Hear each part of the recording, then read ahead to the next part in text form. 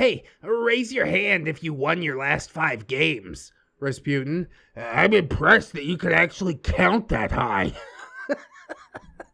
Come on. Do math. Hello, friends, and welcome back to ReddX, your source for the freshest daily cringe content anywhere on the internet. Promise, swearsies, it's just a fact, and it's totally science. Go ahead and look it up. Thanks in advance. Let's see what we got. Like I said, we'll get some plugs and disclaimers out of the way, and then we will dive right into some of this Neckbeard stories, Tales of Neckbeards cringe.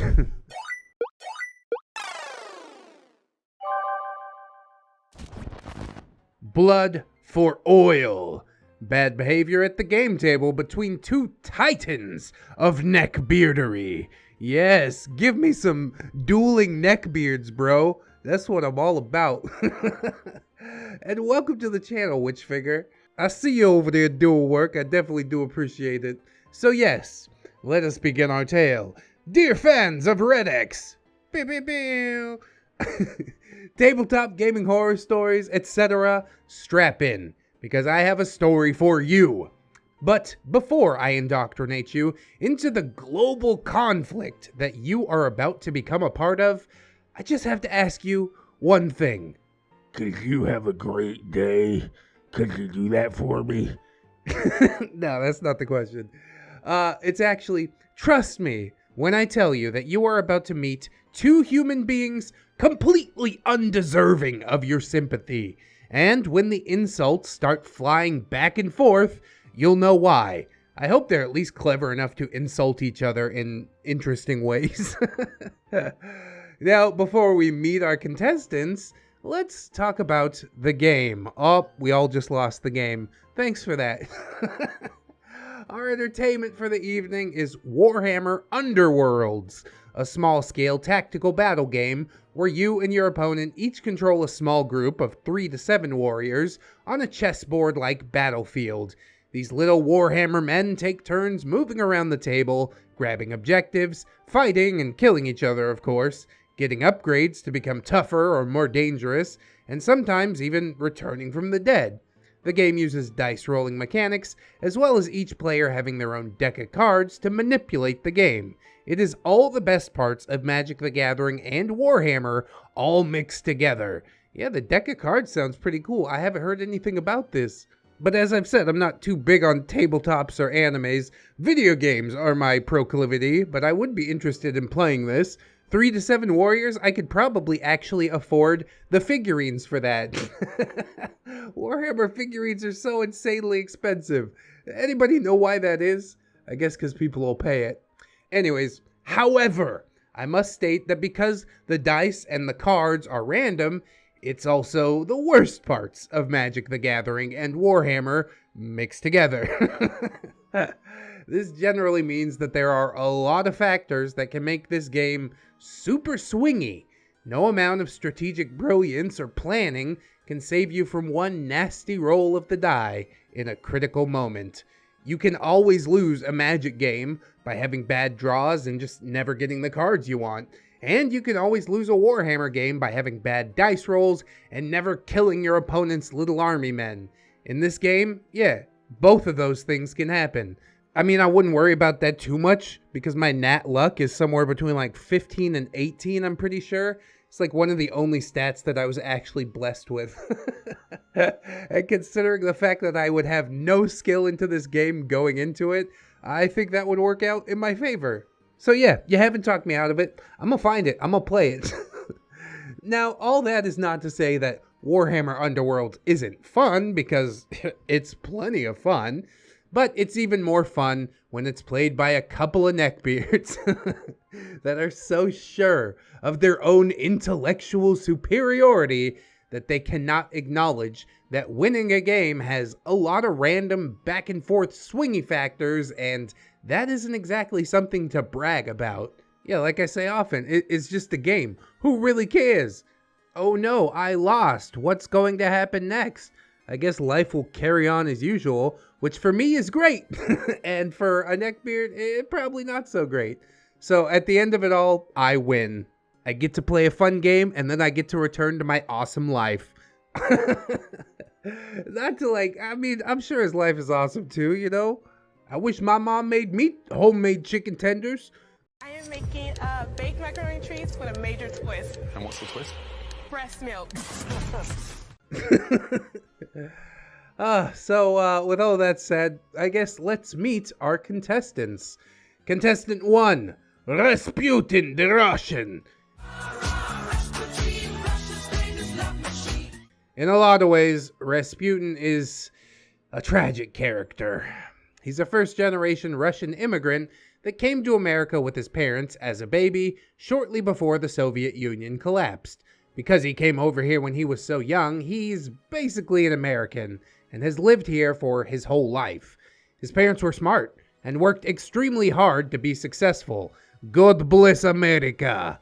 They were able to send him to college and he became successful himself, getting multiple degrees and a good career in a stable field where he makes 6 digits a year. See, Rasputin's got a good life, I guess. Now I feel a little bit stupid about what I said right before.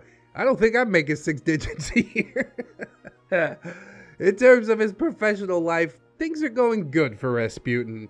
He's also a genius with an IQ in the 150s, and just like most geniuses that you've probably met, he can brain real good, but he doesn't people so good. We all have our gifts, I suppose. Rasputin's problem is that he has a severe case of adult onset neckbeardism. Oh, tragic. Rasputin wasn't really a neckbeard in high school. If you look at his yearbook photos, he was actually at one time a handsome lad.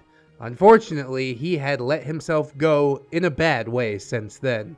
Somewhere during or after college, he prioritized his intellectual pursuits over his health, as neckbeards tend to do, and he became problematically obese. And let's say it again for those in the back, God bless America. His academic seclusion and his big brain IQ also left him socially maladjusted, so he has a tendency to put people off in that way that neckbeards tend to do. And just like neckbeards, he doesn't understand the consequences of his social ineptitude. Of course, like every neckbeard, he also has some strange ideas about women and relationships, which was also a side effect of that tragic case of adult onset neckbeardism. Because he wasn't a virgin and didn't have problems getting dates in college, basically he's a victim of his own success and lives in fear of the idea that any woman he meets as a potential romantic partner is a gold digger that will just use him for his money. Yeah, that is super tragic, man. I don't even know how to go about combating that. I met my wife when I was broke as hell. She was ride or die when I was broke, so I don't mind, like, you know, winning bread for her and giving her the whole basket of bread. I'm like, here you go. I take a couple, you know, pieces of bread for myself, of course, but I do trust her 100% because she has been there. If I was a success before meeting her, if she wasn't so integral to my success, yeah, I might feel kind of the same way, but at some point you do just gotta take the leap, you know? Maybe hide your wealth or downplay your wealth just a little bit and see if she's still actually interested in you before taking the leap, but yeah, there's gotta be ways around it. You're smart, ain't you? No reason to be forever alone. Anyways, Rasputin's greatest hubris, however, is that between being a beefy boy, not having a lot of compelling and conversation-worthy interests, and a general lack of social graces, his financial success is fundamentally the only thing about him that any woman could possibly want. Jesus Christ. That's a harsh way to put it, OP. Come on, man. Surely he's got something worth talking about in that big brain of his. There's some woman out there that enjoys, you know, astrophysics or quantum mechanics or, you know, Warhammer. They can connect on some level. I believe in you, Rasputin. This dude basically ruined his own chances at romantic fulfillment by hyper-focusing on his academic and corporate career and neglecting his personality and his health, thereby becoming his own worst enemy. Other than that, he's mostly harmless and generally a kind person. See, he's not a bad guy. And I'm sure the want to change is within him already, Maybe he just needs somebody to show him the way. And if that somebody is a lady, then all the better. I like to think of Rasputin as Exhibit A in the personal struggle against neckbeardism. Never stop shaving your neck. Always keep that healthy balance. Everyone is a recovering neckbeard to some degree. Everyone has a personal battle to fight. Being a well-adjusted human being is a process, not a result. Unfortunately for Rasputin, it definitely seems like he is losing his personal battle. But he has not lost the war. Let's keep that in mind, okay? I still hold out hope for him. I kind of like him, although he's definitely a titan of neckbeardism, as you put it. Contestant 2, Mujahideen, the wacky packy. Oh, no! Don't do that. We're not going there. Sidebar. Yes, I am aware that the Mujahideen that fought Russia are Afghans. I don't know why we have to bring any of this into it. Can't they just be normal-ass neckbeards? Maybe it's relevant to the story. I guess we'll see. So, if you tried to pick the perfect opponent for Rasputin, it would be Mujahideen. He was born here, and like Rasputin, his family fled turmoil in their native Pakistan and came to America to find success. God bless America. Mujahideen's father is a very important, wealthy man with an important job, which I will not disclose because for anybody that knows me, it is already easy enough for them to figure out who I'm talking about. But for anyone that doesn't know me that well, Mujahideen's father is in such a narrow and highly specialized field that it wouldn't be difficult to figure out the rest. That's really cryptic, my dude. That could be basically anything. But okay, suffice to say, rich man, important job, maybe government contract killer, something like that. That's what I'm going to go with. That makes it way more interesting. Mujahideen's character weakness is that his father was absent in his life. Mr. Important Rich Daddy was, and still is, a workaholic that did not make time for his kids and filled his lack of fatherly presence with an unhealthy level of material wealth and privilege.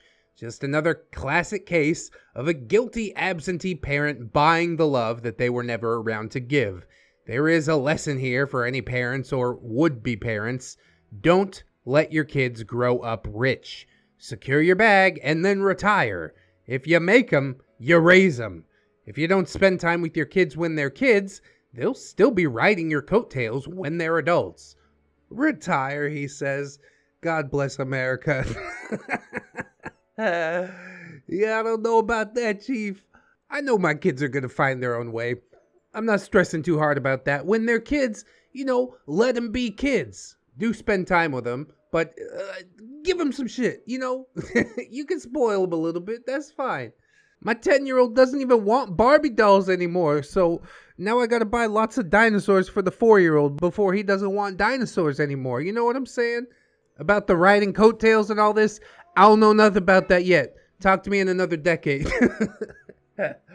This has naturally led Mujahideen to become a deeply flawed and barely functional adult. He can barely read. Oh, Jesus. The only piece of paper he has with his name on it is a DUI. And for the last few years, he hasn't had a job that his daddy didn't hand to him. He lives rent-free in the garage of a teardown that the family owns. Oh, and of course, like every spoiled adult child, he is completely convinced that he's brilliant and he's God's gift to entrepreneurship. And once he starts his own business, and or daddy croaks and leaves him a fortune, he'll show the world how brilliant he really is. Naturally, because he already knows everything about everything, he doesn't need higher education and actively refuses to go to college well into adulthood, even though daddy would bankroll his entire tuition. Bro, that means you could go to college anywhere in the country, and you're passing up that golden ticket? I don't get it, honestly. That is frustrating to watch. And it's not that you can't make something of yourself without college, but the key point there being that you actually have to make something of yourself. So at this moment, I have a lot more respect for Rasputin than Mujahideen. Mujahideen really doesn't have any problem with the ladies, other than the fact that he has a history of choosing them poorly, and he isn't overweight, so by the metric of romantic success or health, he doesn't really qualify as a neckbeard. However, where Mujahideen shines is a neckbeard-adjacent case of textbook narcissistic tendencies as a result of his spoiled and undisciplined lack of parenting, coupled with the complete lack of any actual experience, training, or merit. The beard on the outside is weak, but the beard on the inside is oh so strong. Perfect example of the Dunning-Kruger effect. I know a little bit about this thing, so obviously I'm an expert, until you dig deeper into the field and you're like, holy crap, there's a lot more to understand that I have no grasp on. And it takes a certain amount of humility to admit that, so I don't expect a neckbeard to ever do so. Now, I should say that neither of our contestants are wholly bad people. I've just chosen to highlight their flaws rather than their merits.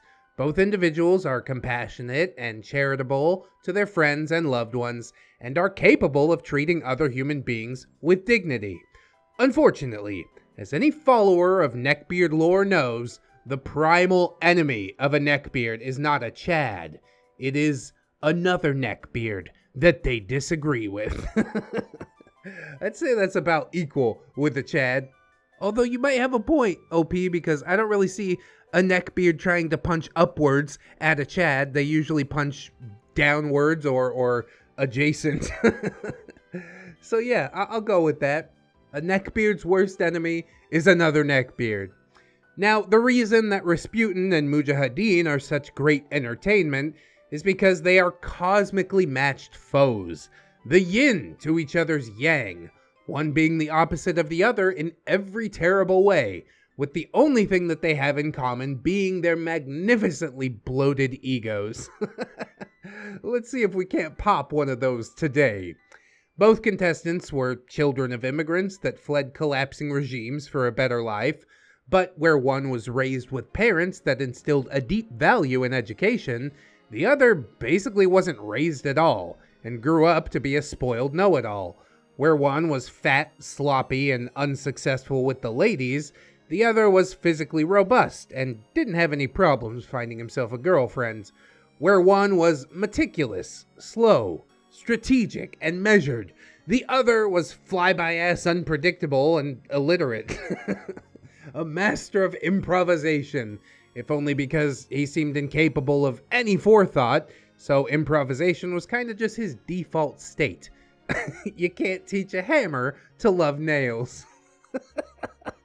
You can't teach a hammer to love nails, son. That dog don't hunt! I do like this OP. Witchfinger, you are quite an insightful individual, I will say that. You've cut to the quick of both of these beards, and I can't wait to see them butt heads. When do we get into that? Come on. I'm starting to get antsy now. Where one was a financially successful homeowner on the fruits of their own labor, the other was a YouTube-watching cryptocurrency speculator crashing rent-free at daddy's house. YouTube-watching cryptocurrency speculator. Bruh, I feel kind of seen by that one. Alright, wrap it up. Basically, we have every conceivable opposite character flaw that any two people could have in two separate people arrayed against each other on the field of card and toy soldier nerd battle. Yes, I want them to slay each other so bad. Every weekend we convened at someone's house, usually rent-free or die-hard's daddy garage, to determine which set of personality flaws was the most foul and degenerate, the only way that we knew how, in the violent and bloody depths of the Warhammer underworlds. Place your bets, ladies and gentlemen. I'm backing Rasputin personally. He's got that big IQ. He's gonna take this dude down. It's gonna be like, you know, the most brutal game of 4D chess you ever seen. Improvisation can't stack up against an IQ like that. Mark my words. Now, whenever we convene to play Warhammer Underworlds, everyone involved, not just Rasputin and Mujahideen, would try to play as many of our peers with as many of our factions as we could, just for the sake of variety, keep things interesting. However, the reason that we all came was the grudge match over oil rights in the Middle East, the Hajj in the garage, the battle between Rasputin and Mujahideen. Their games would always start with the same amount of civility and dignity that you would expect from a couple of adult gamers in their 30s. Yes, these are grown-ass men in their mid-30s. Again, I feel kind of seen. Can you just stop calling me out so much? I swear that I do have a certain amount of civility and dignity, despite what some people might say. But as soon as there was one bad roll of the dice, oh, adult gamers in their 30s is a good thing. Okay. And then it melts down on a bad roll of the dice or a misinterpretation of the rules, as there often were, because Rasputin seldom read the rule book and Mujahideen basically could barely read. Or, you know, some other event that precipitated a harsh reversal of fortune or a turning point in the game. They would lose all semblance of civility and resort to incredibly hostile and personal attacks where nothing was sacred. Nothing was sacred. Let there be blood. Have you ever had one of those times where something was so wrong that you couldn't even come up with a single example of what was wrong because it had just been such an ongoing and pervasive thing that you just couldn't pick out a single individual example and explain it anymore? Like if someone asked you what it was specifically, you wouldn't be able to pick a single reason because the whole thing had just been fundamentally wrong for so long that you couldn't even isolate one little thing in the entire cosmically fucked up whole. That is what trying to remember this level of crap talk was like. I can't even come up with one verbatim thing that they said because, well, they said everything. Sometimes it's best to just leave it a mystery. Let my own mind wander. You just be like, yeah, the worst insult you can think of, they said that for sure. Once the floodgates were open, they just tore each other down like it was a sloppy divorce and they were arguing over the dog. It was like asking someone who escaped from North Korea where the best tasting grass was.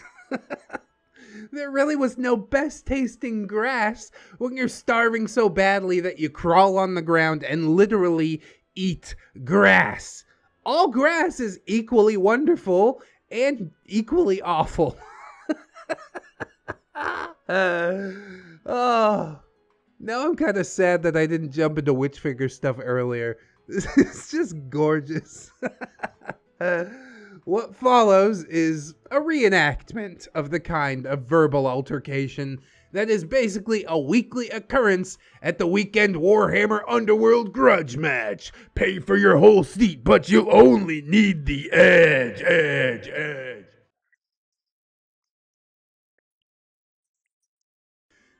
This is not a dramatization or hyperbolic in any way. As I mentioned, I do not recall these insults verbatim. All I can tell you is that these insults were used, and a conversation like this definitely happened multiple times. Basically, every time that they played. Every weekend. For months. How did they just not punch each other? Maybe on some level they legitimately enjoy it. This is how they let off steam or something like that. I guess that's how I'm going to phrase it to myself just to make sure I don't lose my mind. But before the conversation, a trigger warning. No decent human being should ever read the following conversation. It contains literally everything wrong that humanity has ever conceived of. Oh, don't build it up too much. So I guess this is gonna be Mujahideen's voice. This is gonna be Rasputin's. So Mujahideen says, Nice game, loser. You failed that game like you failed the bar exam. Rasputin, At least I took the bar exam. You flunked out of code camp on the first midterm. Mujahideen. Yeah, well, you studied 5 years to fail. I just kicked your ass all over the board in no time. Yeah, sucks to suck. Sidebar, this did actually happen. Rasputin did fail the bar, and Mujahideen did indeed flunk out of code camp. Rasputin counters with, You couldn't study if you wanted to. You could barely read. Muja. Yeah, and I had to have OP read my cards for me. And I still beat your ass. He literally can't read. How does that happen? What is reality anymore? Rasputin. And you're shit-faced. Muja. I kicked your ass blind drunk without reading my cards. And that just shows how much better I am than you. Sidebar, hilariously, he does often beat this dude while blind drunk. Aw, poor Rasputin. He was the underdog. I was cheering for him. Rasputin. At least I don't have a DUI. Muja. At least I'm not a fat virgin. Oh boy. Here we go. We're turning up the heat. Rasputin. I'm not a virgin. Muja. That's even worse. Ugh. I feel bad for the prostitute that has to go looking under all that fat for your micro penis. Rasputin. Oh, so now you think I pay for sex too? Muja. Looking like that? Yeah. Rasputin. Well, I guess it's better to pay a professional than date a coke whore. Nice restraining order. Muja. Hey, the judge still gave it to me. And she had great tits. Sidebar, she did have great tits. She was also paying for coke by scraping her knees. Oh, God, dude. They know far too much about one another's lives. It's almost like they're friends. Almost, but friends that just use every piece of dirt they have to completely bag on the other one.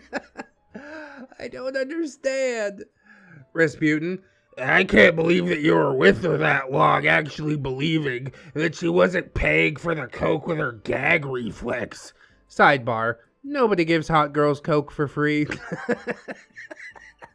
Please give me cock. Cock.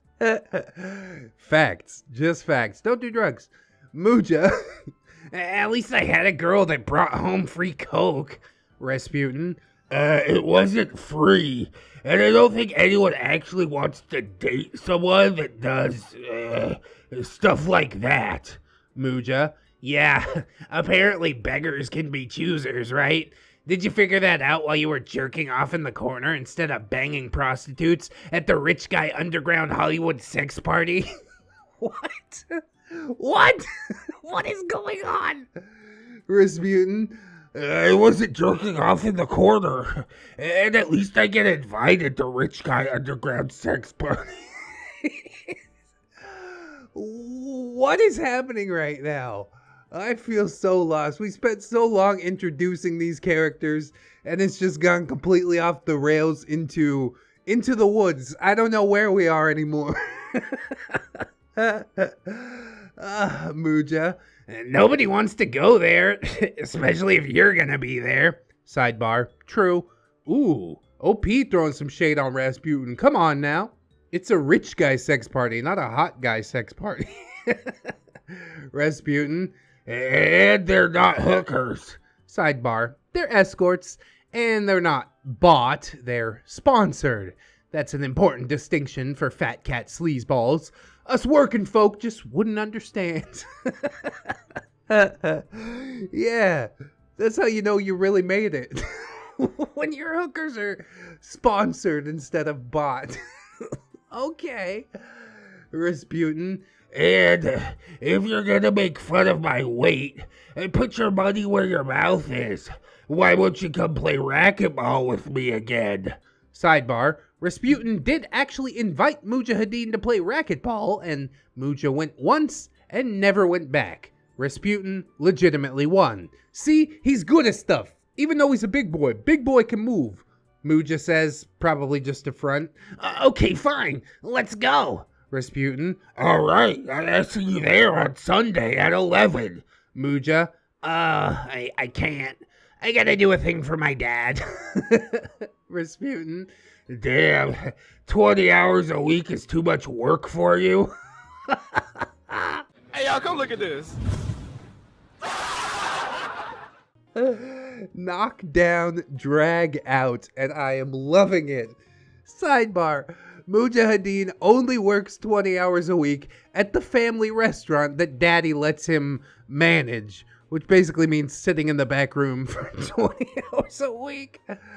Muja. Well, yeah, some of us actually have family obligations. Rasputin. Right, because you can't work for anyone else if you don't have a resume. Muja. Are the losers still talking? Hey, raise your hand if you won your last 5 games. Rasputin. I'm impressed that you could actually count that high. Come on. Do math. Holy God, dude. This is just art. This is beautiful. Oh, can I just get 2 actors and like make a reenactment of this? This is what I want to see more than like anything else. Sidebar, Muja can actually count. You know, he had to measure out the snow that his co-cooker girlfriend brought home after a hard night of earning it. A very hard night. Hard like an erection. Penises. I'll be so surprised if this thing doesn't get demonetized. Muja. I'm impressed that you can cheat as much as you do and still lose, even when I'm drunk. Sidebar, we do often suspect Rasputin of cheating. His luck is sometimes a little too convenient, a little too often. Also, sometimes he conveniently interprets cards incorrectly. Rasputin. Oh, cheating? Like that incredible luck streak you had with that attack?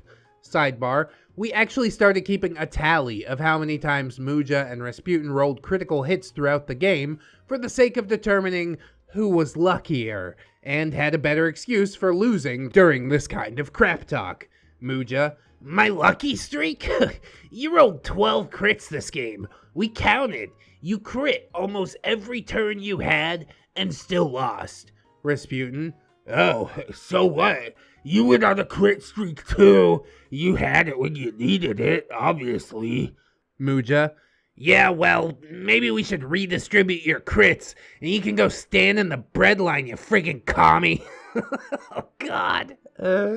This is not going well. Rasputin.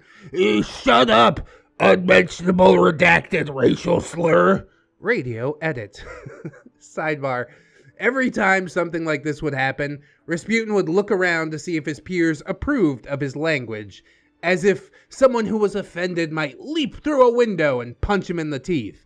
I just decided to stare at him deadpan because, honestly, it wasn't so much that I was offended by the racial slur, but more that I was just disappointed that a person could live to adulthood and still think that it was acceptable to talk like that. I mean, they've punched below the belt so much, are we really surprised that racial epithets are getting dragged into it? 'Cause I'm not. Muja. Go back to the gulag, Comrade Putin. Rasputin. I'm not a communist. I'm a capitalist. I've got a better job and I make more money than you. Muja. And you still come over here and redistribute my booze. Why don't you bring a bottle next time? And this just goes on and on and on and on and on until either Rasputin eventually leaves or Mujahideen is just too shithouse to continue and eventually blacks out while listening to bad house music on full volume at 3 a.m. Yeah, the best kind of neighbor. It's not a one-timer either. Mujahideen usually gets to the point of sloppy drunk where he just cuts all the way loose and starts drinking Costco liquor out of a red party cup. Not shots, entire 12-ounce cups. I know he's holding out waiting for his dad to die so he can get the inheritance or whatever, but the way that dude drinks, he's gonna have liver disease in no time flat. So yeah, you can probably guess that the neighbors love us. Tune in next time when I attempt to capture an actual transcript between the tabletop titans of bad behavior. Will the cholesterol comrade finally take Mujahideen's oil? Or just his last stick of butter? Will Mujahideen die of liver failure? Or will he repel the communists from the Holy Land by drinking all of their vodka? Will either of them ever actually pop a load in a woman and reproduce? Oh God, we hope not. That last one is too horrible to think about. All this and more disappointing dialogue from fully grown men in our next thrilling episode of Bad Behavior at the Game Table. It doesn't have quite the same ring as Tales from the Tabletop, but we're networking the name. It's going to be all right. Not networking, workshopping. I don't know what I'm saying. Postmortem. I actually took a notepad to the last game session after writing this post so I could actually write down their shade throwing verbatim. So the next post in the saga will indeed be verbatim. P.S. As a philosophical questions for the fans of Ramtide's poop story, when in a handicapped restroom stall, do you shit normally or do you grip the handrails to squat out a furious bull blaster? Skip it up and down up. Which finger? You're gonna fit right in. We're friends already. Oh my God. I must admit that I wish I could do bull blasters, but my knees are just really bad from playing football. These two dudes, obviously, they're not completely reprehensible people. They just enjoy ripping at each other, which isn't completely bad. I've had a few friendships like that when I had the mental fortitude to interact with people like that.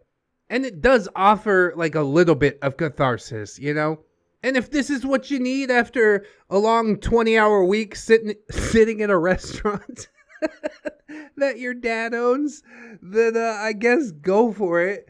Rasputin probably legitimately does have a stressful work week, so I'm glad that he found somebody that he can take out his frustrations on just a little bit. This is like a whole lot of dirty laundry to get aired out in a room full of people, but I guess if everybody knows, then whatever. It was legitimately hilarious, though. Oh, going blow for blow. You just love to see it. For their crap talk is the crap talk of legends. My God, he's speaking the language of the gods.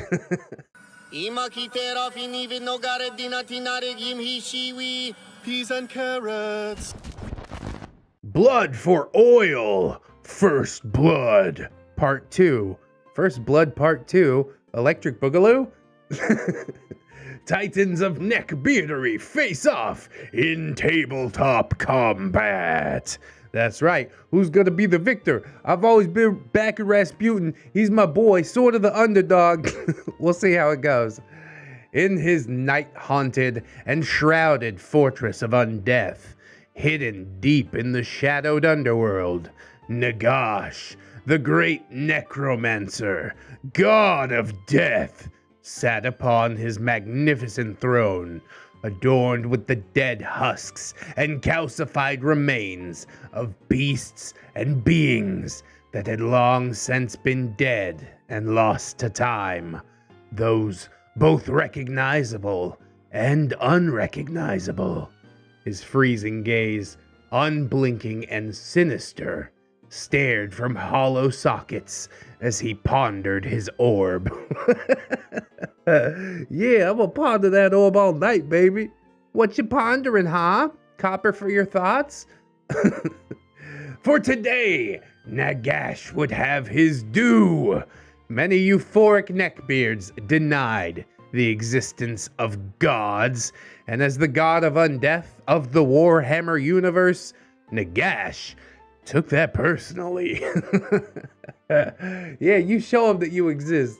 Death is totally a thing that can happen sometimes, but only once. Blood would be spilled. Pain, a mortal memory he had long since forgotten, would be experienced.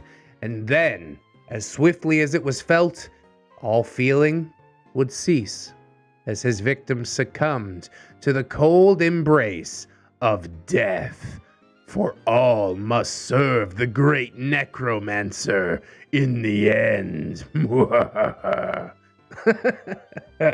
this is getting me really amped up, isn't it?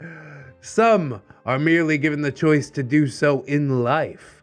Others must pay a hideous and eternal tithe. I'm not gonna dedicate my life to you, Nagash. You could pry it from my cold, dead... Oh, okay, you did. I guess I'm his eternal servant. That's fine, I guess. With a laughing skull grin and a wave of his bony talons, Nagash called forth Drapur's Wraith Creepers, the chosen warband of Nagash's henchmen, our hero, Mujahideen. He charged Mujahideen with a simple task, to bring him the most cholesterol-clogged hearts and souls from the euphoric lands of the Dewy Mountains, to slay their corpulent and obese forms, and leave nothing behind but their fedoras and fingerless gloves. Whether they were left empty or still had a limb left in them, I mean, that's personal choice, I guess. For death is but one of the many laws of nature that cannot be defied, and nature abhors a vacuum. The greatest predator and rival of one neckbeard is another neckbeard of opposing viewpoints. Please don't be playing a stupid army. Please don't be playing a stupid army. Nagash would set his sights upon Rippa's Snarlfangs, the chosen warband of Rasputin, our other would-be hero of this euphoric franchise. Grots, bro? You really brought Grots to battle against the hordes of undead? Ever the underdog, aren't you? Well, okay, I still gotta back who I back, I guess. Would the wily Stalinfangs survive to redistribute Mujahideen's wealth? Or would Nagash's cruel sense of humor condemn the cholesterol comrade to a limbo of eternal winter in the gulag of souls? There's that word, gulag, again. Welcome to the gulag. If you survive, you earn your freedom. It's been a while since Bourgeois Beard talked about a gulag, isn't it? So I guess it's nice to see it popping up again here, I guess. Welcome back, you perverse voyeurs and train wreck watchers. Hi, user Witchfinger84. Quite an intro there. This is the second installment of Blood for Oil, the story of two neckbeards of Shakespearean rivalry, locked in epic combat in the only contest that neckbeards understand, talking mad crap to each other while playing nerd games with dice and toy soldiers and maybe even a few cards thrown in once in a while. Sounds legit. You can see the first thread here, as I mentioned. Links are in the comment if you like the video a bit more. As OP says, assuming Dayton's actually read the story by the time you see the post. Oh, ye of little faith.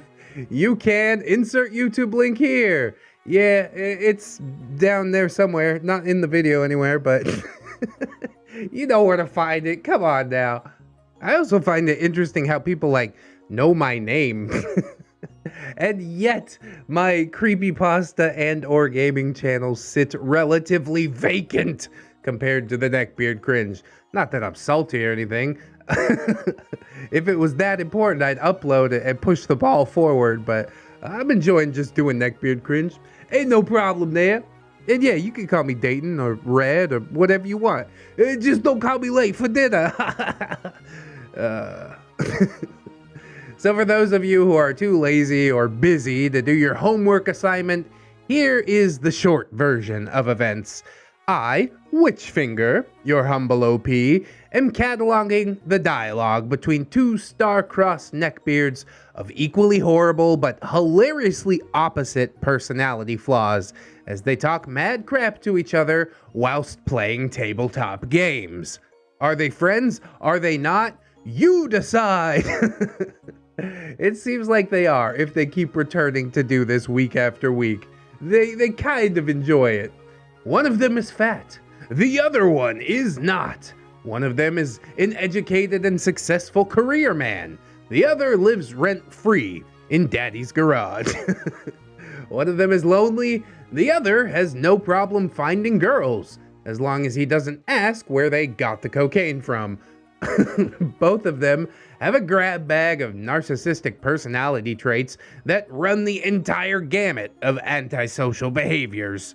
And as OP said in the first video, he's mostly extrapolating the bad traits. Apparently these are like still good people to be friends with, etc. But he's decided to focus on their weakest points because that's where the best cringe comes from. If you read a Neckbeard story, it's like, yeah, he was well adjusted and a nice guy. Boo. I ain't posted that one. Give me some carnage. Every weekend, we gather the tabletop nerds for a spectacle of personal combat in the gladiatorial arena of Warhammer Underworlds. And while many brave warriors will fight and die for the glory of the gods, it is the clash of the Neckbeard Titans, Mujahideen and his sworn enemy, Rasputin, that we really all come to see. For their crap talk is the crap talk of legends. My God, he's speaking the language of the gods. Peas and carrots. In our first awful episode, I extrapolated all of this trash talk from memory, and it was quite enjoyable despite that. I cobbled an Ursit's conversation out of things that they had either said in the past or basically would have said to each other as an example of their pure toxicity, their seething vitriol, their unending hatred for each other, despite supposedly being friends. So in tonight's episode, we have a special treat, because on December 5th, yes indeed, I took a pencil and a pad to the game table and actually recorded verbatim all of the trash-talking highlights of the most hateful and vitriolic conflict that mankind has ever witnessed. The battle between Mujahideen and Rasputin, or as we call it, the Hodge in the Garage. It's so ridiculous to imagine OP there with his pen and paper playing stenographer to these people who are just like verbally eviscerating each other. Oh, what a task to undertake, but I'm so glad that you undertook it. The following anecdotes are written in chronological order, but took place over the course of a few hours before, during, and after the game itself. Unfortunately, I am but only one man, so I didn't get literally every insult and jeer, and some of them do require context, which I will deliver as necessary. If you are looking to hire like a legitimate stenographer with their own little special typewriter, I'll foot the bill for that. I will read the entire transcript top to bottom. I don't even care. Or perhaps, OP, would you be interested in learning to become a courtroom stenographer? And then we could employ you to do this forever. And I'd really appreciate it. Without any further ado, let us behold, but first, the spoiler alert. Warning, the following quotes are real insults thrown back and forth by real neckbeards at the game table. No decent human being should ever read this text, and these degenerates are unworthy of your sympathy. Well, tell me how you really feel, I guess. Dang. The pregame. Muja. He's a dirty commie. I think it was the only game he ever won. Sidebar. Muja has selective memory when recalling a winning streak against Rasputin. A winning streak that has so far been going on for at least the last 3 grudge matches. Hell yeah, bro. Mujahideen put Rasputin on the ropes in the last episode, but my boy Rasputin, he's bringing it back around. He's like, no, not gonna take that lion down. 1, 2, 3, punch. Rasputin, yeah, keep on dreaming, boy. Muja, Yeah, I am boy-sized compared to you. You're like 3 times my weight. Sidebar, an exaggeration, but truly a sick burn. Was it though? I think that's a little bit generous, OP. That's a schoolyard insult. Let's get into the real dirty before we start calling stuff sick burns. Rasputin, Let's go then, princess. sidebar, Rasputin waiting patiently for the game to start. Ironic, considering that historically, any game that he plays against anyone takes double the amount of time that it says on the box. Never believe what it says on the box. It says like ages 5 to 99 plus. But when my great-grandma turned 100 and we sat down to play a game of Scrabble, the Parker Bros didn't come knocking on the door. Question everything. That's all I'm saying. Muja, You're gonna have to concede when your country implodes. sidebar, another sick burn on the collapse of the USSR. Bro, OP, are you on Muja's side? I'm sensing favorites. All right, you take Muja, I'll back Rasputin. This isn't just about 2 neckbeards in-game anymore. Now it's about 4 neckbeards. 2 are in-game and 2 are creating YouTube content together. Now we go ahead and get into some in-game trash talk. Rasputin says, If he loves that Muslim music so much, why don't you ship him off to a mosque? sidebar, Rasputin making a tasteless racist jab at Mujahideen's brother, who is mentally handicapped and requires round-the-clock supervision. Was it a tasteless racist jab? Yeah, but why throw in the thing about the mentally handicapped brother? I don't see anything about that in the transcript. I order the stenographer to strike that from the record. We still have the stenographer, right? She's in here somewhere. Rasputin says, I don't think Mujahideen is even capable of staying sober. sidebar, I don't think Rasputin's technically wrong, but check out the clapback below. Muja, Says the guy who failed the bar exam. Rasputin, Says the guy with the DUI. Sebastian Bach, you guys are gonna bone now, right? Rasputin has to bottom tonight. Oh man, we don't need no comments from the peanut gallery, all right? Which one of those is worse? Failing the bar exam or getting a DUI? I would say getting a DUI is infinitely worse. The bar exam actually requires you to have achieved something in order to attempt a thing that is really difficult to do. I don't think Mujahideen has it in him to even attempt a bar exam. Stone cold loser. But yeah, the one in the peanut gallery was Sebastian Bach. And he is named because he looks like the Skid Row frontman. And he attended the Grand Degenerate display on this night and added his commentary only to further incite these neckbeards in their eternal conflict. You love to see it. I guess we do need some peanut gallery comments, you know, a little bit of fuel for the fire. And some post-game comments. Muja, 9 to 10, but it might as well have been 1,000,000. sidebar, this is Muja gloating about his narrow victory and the continuation of his streak. Wait, I thought Rasputin had the streak. Man, I shouldn't record this stuff early in the morning. My brain's all mushy. Muja, I want to talk crap while Weekend Warrior destroys you. sidebar, an exhibitionist match between Rasputin and our other friend Weekend Warrior, named so because he's a reservist. Thank you for serving. Rasputin actually beat him, but Weekend Warrior was playing an experimental team that was new to him, while Rasputin was playing the same team that he played every week. He brings grots every single week. I want to switch my guy. Can we switch guys now? He's a hustler, he's a go-getter, but goddamn, how can you pick the worst Warhammer team ever? Grots and goblins, bro. Miss me with that every time. Ew, I like them. I like goblins.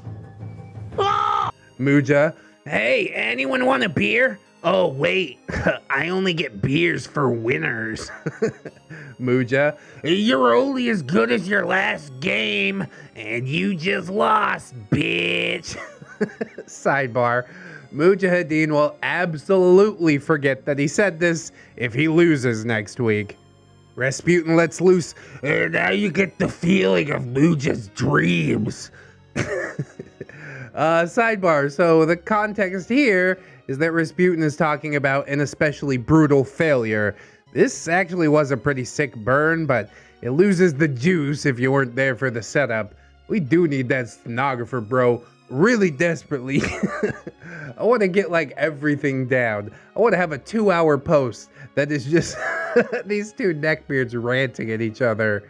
Solomon, please don't spray juice and crap all over my cards, Rasputin. Sidebar, Solomon, a man in our saga named for his Jewish faith, addressing the fact that Rasputin is chewing with his mouth open in typical neckbeard fashion, perilously close to the game tokens.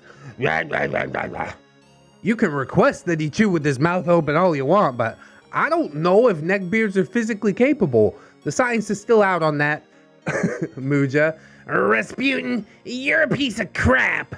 Sidebar, just completely non sequitur out of left field. Muja. Any day now, Rasputin.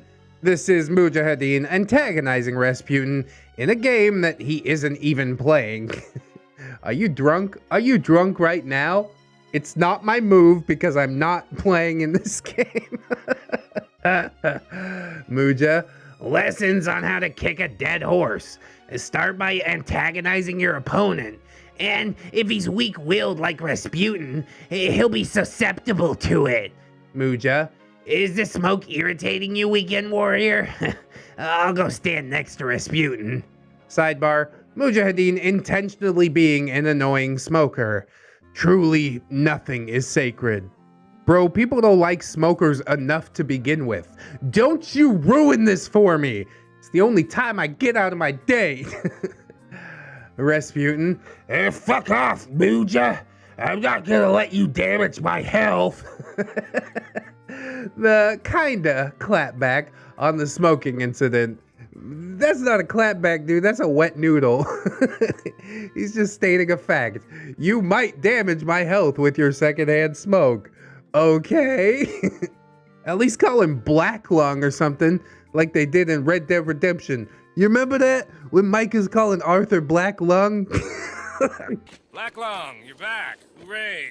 God! That always felt like a good clapback. And then Arthur died, and I felt really bad for laughing. Oh, crap. Spoilers for a game that's however many years old.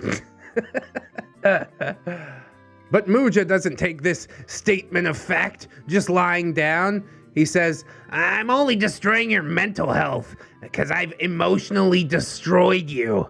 I wanted to watch this match pan out, but I know Weekend Warrior is going to wreck you. Sidebar, Rasputin actually beat Weekend Warrior, as I explained earlier, but that didn't stop Muja from trying to get into Rasputin's head, even in a match that he wasn't playing. Muja, I want to simultaneously watch Rasputin lose while I play. Muja leaves the door open so he can heckle Rasputin while he's playing a match against someone else in another room. Yeah, this is a dumpster fire, dude. Although maybe his current opponent could take advantage of the fact that he's not paying attention to the game at all. All he wants to do is go harass Rasputin. Muja, if Rasputin wins, he must have cheated somehow. Rasputin, Muja, do you know what a broken record is? Muja, someone who beats you over and over and over again? Sidebar, monster kill. I mean, it's not really a fair fight, is it? It seems like Rasputin is just so uncreative. He got these comebacks out of one of those like 1950s joke books. Look here, Buster. You better not give me any lip or I'll cauliflower your ear. Man. And then Muja says, He's writing down good content, not bad content, so he doesn't even write down what you say. Sidebar, this is Muja realizing that I am recording their antics and he's integrating it into his act. Rasputin, The only way you could win is by quoting OP. Sidebar, while I prefer not to be involved in this conflict, I did once say that if I had a time machine, I would go back to the 80s and warn Muja's father to have his wife abort every male pregnancy because all of his sons were failures. That's probably the biggest blow struck in this story so far. So yes, not even your humble author is without guilt. It's a bloodbath in there, and I love it. Rasputin, Don't you have a building to burn down with redacted? Sidebar, redacted is Muja's mentally handicapped older brother that burned the house down with a cigarette. Why the mentally handicapped person is allowed to smoke cigarettes is a totally different saga, full of bullshit all on its own. I mean, he's still people. Let him do what he enjoys, man. Muja, At least he's brain damaged, so he has an excuse. kind of dunking on your own brother there. Sidebar, and just when you thought the bar was at its lowest by dragging somebody's mentally handicapped brother into this, Mujahideen with the clapback burn on his own brother. Nothing is sacred indeed. So that's where my notes end. A little shoddy. I still want to get that stenographer, but goddamn if I didn't enjoy myself regardless. I'm sure there was even more degeneracy after all that, but it was either getting late or cold, or I decided that dragging the mentally handicapped into the shit talk was rock bottom, and that was a good place to stop. Yeah, you're not gonna get any lower than that. These two dudes are definitely out for blood. I want them to either have a fist fight or bang and just get it over with. One of those things would resolve all of this tension, I promise you. But yes, as I've said in the past, nothing is sacred in the hateful conflict between Rasputin and Mujahideen. And with that, my dear friends, we draw this record of trash talk to a close. So remember, don't jerk off in the corner at the weird sex party. Yeah, I'll try not to. I think that's a callback to part 1, but it's been so long since part 1. I think it was December 24th that it was uploaded. So yeah, since Christmas Eve. I can't remember. I can't remember what I had for breakfast. It is what it is. So yeah, while the story was a little out of sorts, I think it would be better if we got context and then punchline instead of punchline and then context. But we'll work on it. We'll improve it. We'll get the stenographer classes started, or just hire a stenographer. What do they cost per day? It's probably worth it. If nothing else than for my own amusement when both of them start ripping on the stenographer. And the stenographer just has to sit there and quietly write down every word that's said. Oh God, what a dumpster fire. My glorious plans had been foiled by my cherished neckbeard's worst sins. How could I not have foreseen this hubris? I could definitely use an egg in this trying time. I offer you a nice egg in this trying time. Blood for oil! Stormsire strikes back. Oh yeah, this is gonna be a good one. Maybe Rasputin will actually win, which I think I switched guys in the last one, so that would make good sense. As soon as I decide I don't want this guy anymore, he starts winning. I think this is part number 3. Previous links in the description, and maybe even the comments if I did it correctly. So let's jump into it. Good morrow, good gentle sirs and gentle miladies. Oh, we can't forget about the miladies and the gentle thems. Right down with down, witch finger. It's time for another disappointing episode.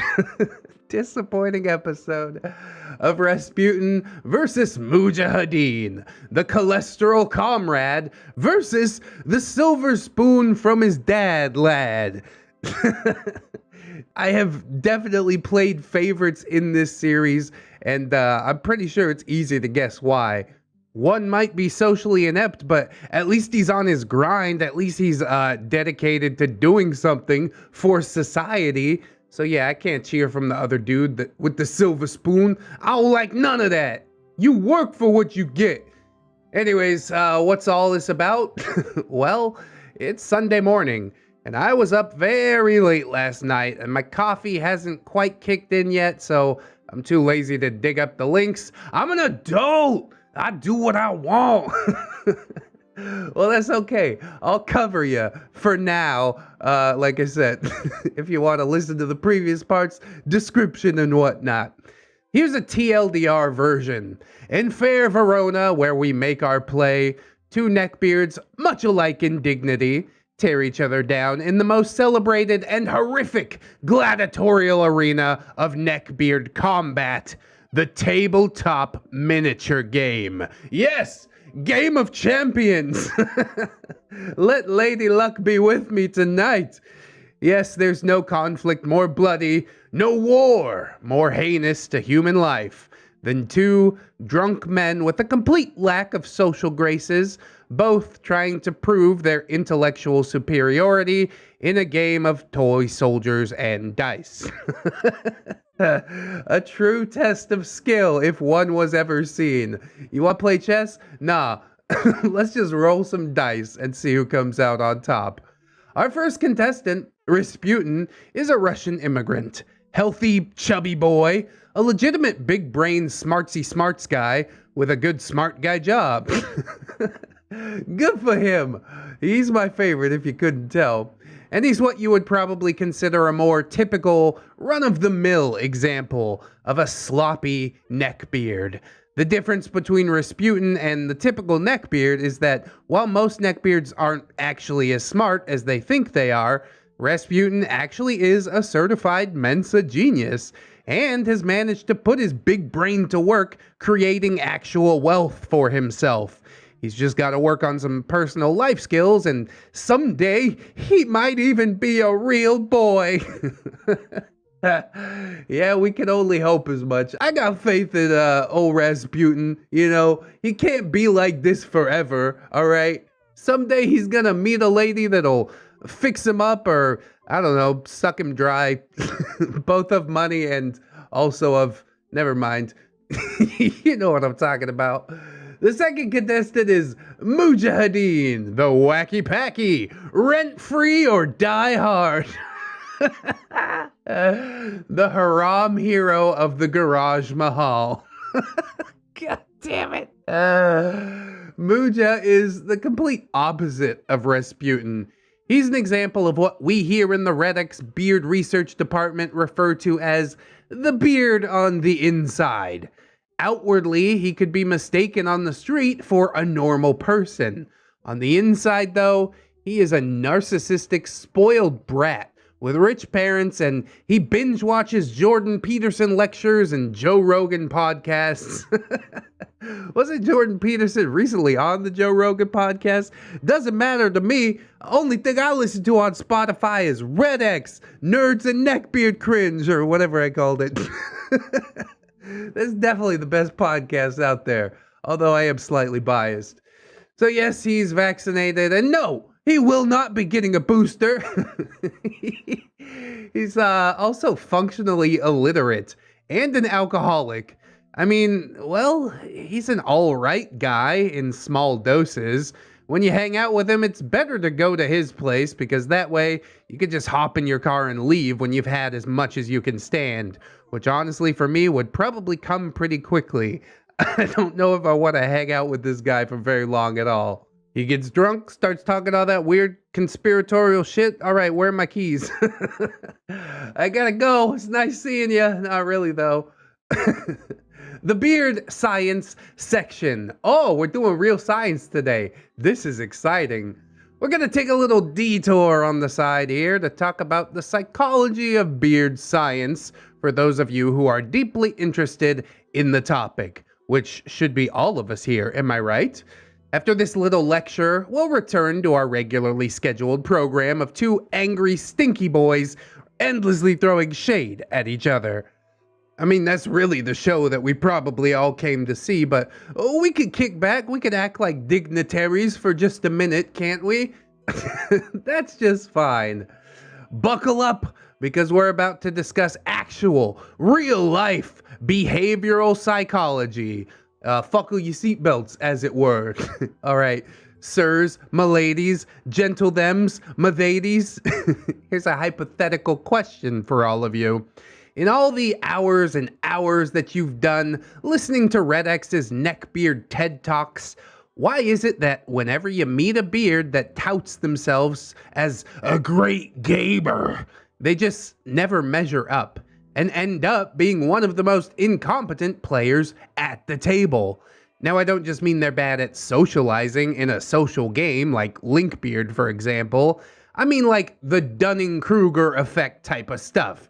And the Dunning-Kruger effect, if you didn't know, is a cognitive bias whereby people with low ability at a task overestimate their abilities at said task. Here's a chart. It's pretty neat, actually. The more you know about a thing, the more you realize that, oh, Jesus, there's actually a lot to know about that thing. You're not the expert that you thought you were after 2 hours of listening to Jordan Peterson, or whatever. I don't mean to come at Jordan Peterson. I think I said his name 3 times in the episode so far. Now he's gonna, like, appear in the bathroom mirror and try and lecture me to death, right? Yep, here it goes. So, why do these guys think they're so great at the mathematical and mechanical parts of gaming, even though they almost always, invariably end up being complete garbage at it? I mean, I always assumed it had to do with, like, protection of their own ego and stuff like that. I didn't actually lose, it's just because there was lag or something. Why does someone who believes, and in some rare cases is even proven to be, an intellectual superior, complete crap at games that are based on math and formulas and logic puzzles? Are all beards really just Dunning-Kruger victims? Is there a reason that despite the fact that Rasputin is a literal genius and Mujahideen is essentially an illiterate alcoholic, that Mujahideen typically beats Rasputin at a game that both of them barely know how to play? How long have they been gathering to play this game that they apparently don't know how to play? Nobody's bothered to teach them? Never mind. They wouldn't listen anyways. It's not just Dunning-Kruger. There is a reason for this, and Witchfinger will explain.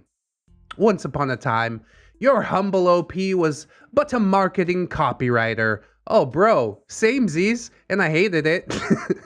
Doing all kind of big brain sales psychology to sell you stupid crap that you don't need on the internet. And let me tell you, brother, nobody knows how your decision-making processes work better than people who have to pay their rent by selling you said stupid crap that you don't need. Is that why this channel managed to take off? It was only after I learned how to sell myself that I could run a successful YouTube channel. Maybe I did need to go through all that marketing copywriting crap in order to do this. Perhaps there is a grand plan after all. But okay, this isn't about me. I'm just relating it to myself as I do.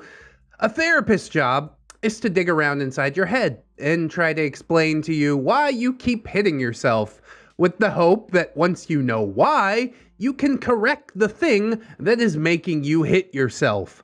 Or, as most beards do, use it as a shield to continue hitting yourself, and when people ask why, you're like, oh, it's just because of this thing that I have. It's a hitting myself disease. I can't stop. On the other end of the spectrum, a marketing man's job is to dig around inside your head and understand how to pull the strings on your big dumb lizard brain that makes you want to buy all the shinies. Yes, our boat erasers are the best boat erasers. So, using my mighty powers of making your retired dad in Florida buy erection pills from weird spam mails, I can explain to you why neckbeards always suck at logical problem-solving games that, on paper, they should actually be pretty good at. Well, I'm excited to hear this. This is some breaking research, some cutting-edge stuff. It works like this. The way a human brain makes decisions is a process that is divided between the logical part of your brain and the emotional part of your brain. Marketing mostly works on the emotional side, doesn't it? Both sides are involved. It's part of the chemistry of your mind. You are scientifically incapable of making a purely logical or purely emotional decision. Both sectors have equal gravity in the process. Equal? Are you sure? I think it heavily leans to one side or the other. Usually the emotional side, considering that we're all basically hairless, scared apes. The logical part of your brain does the analysis of the decision. It weighs the factors, picks the pros and cons, and it presents your ego with a 10-page thesis on the merits or flaws of any given decision. Whereas the emotional part of your brain is the part that pulls the trigger, the part that is the final authority on all decisions. It weighs the evidence presented by your logical brain and, takes the shot based on how it feels. Which sounds a whole lot to me like everything that the logical part of the brain did has just gone out the window. And honestly, it's been proven to myself, at least on an anecdotal basis in practice. I'm like, nah, I don't even really need that video game. But then it goes on sale. I'm like, oh, it's only gonna be on sale for 3 days. I gotta get it. And then guess what? I never even played the stupid thing. But I got it because it's on sale. So I saved money, really. Did you though? It's quite unfortunate that the emotional side of the brain is just so much stronger for most of us than the logical side. In sales psychology, we call this the appeal to emotion. If the last stop of every decision is the emotional mind, then it makes sense to craft a sales pitch that caters to that part of the brain. Every successful sales pitch in the history of modern advertising has appealed to emotion over rational thought. That's why you see fashion ads and car ads with sexy models in them that make you believe that if you buy all their crappy jewelry and shoddily constructed designer clothes and not really worth it fancy cars, then, maybe some hot girls with lip injections and bolt-on titties will fall into your lap. Hello, how come I'm rich and you not? You know why? Because I'm smart. I'm smart, you stupid. Call now. Yeah, in so many words, I guess. At the end of the day, the quality of the fabric, the weight of the diamond, the safety features of the car and how fast it brakes, all these rational factors, they're just excuses that the logical brain plays on itself to make itself agree with the emotional brain once the emotional brain makes the decision.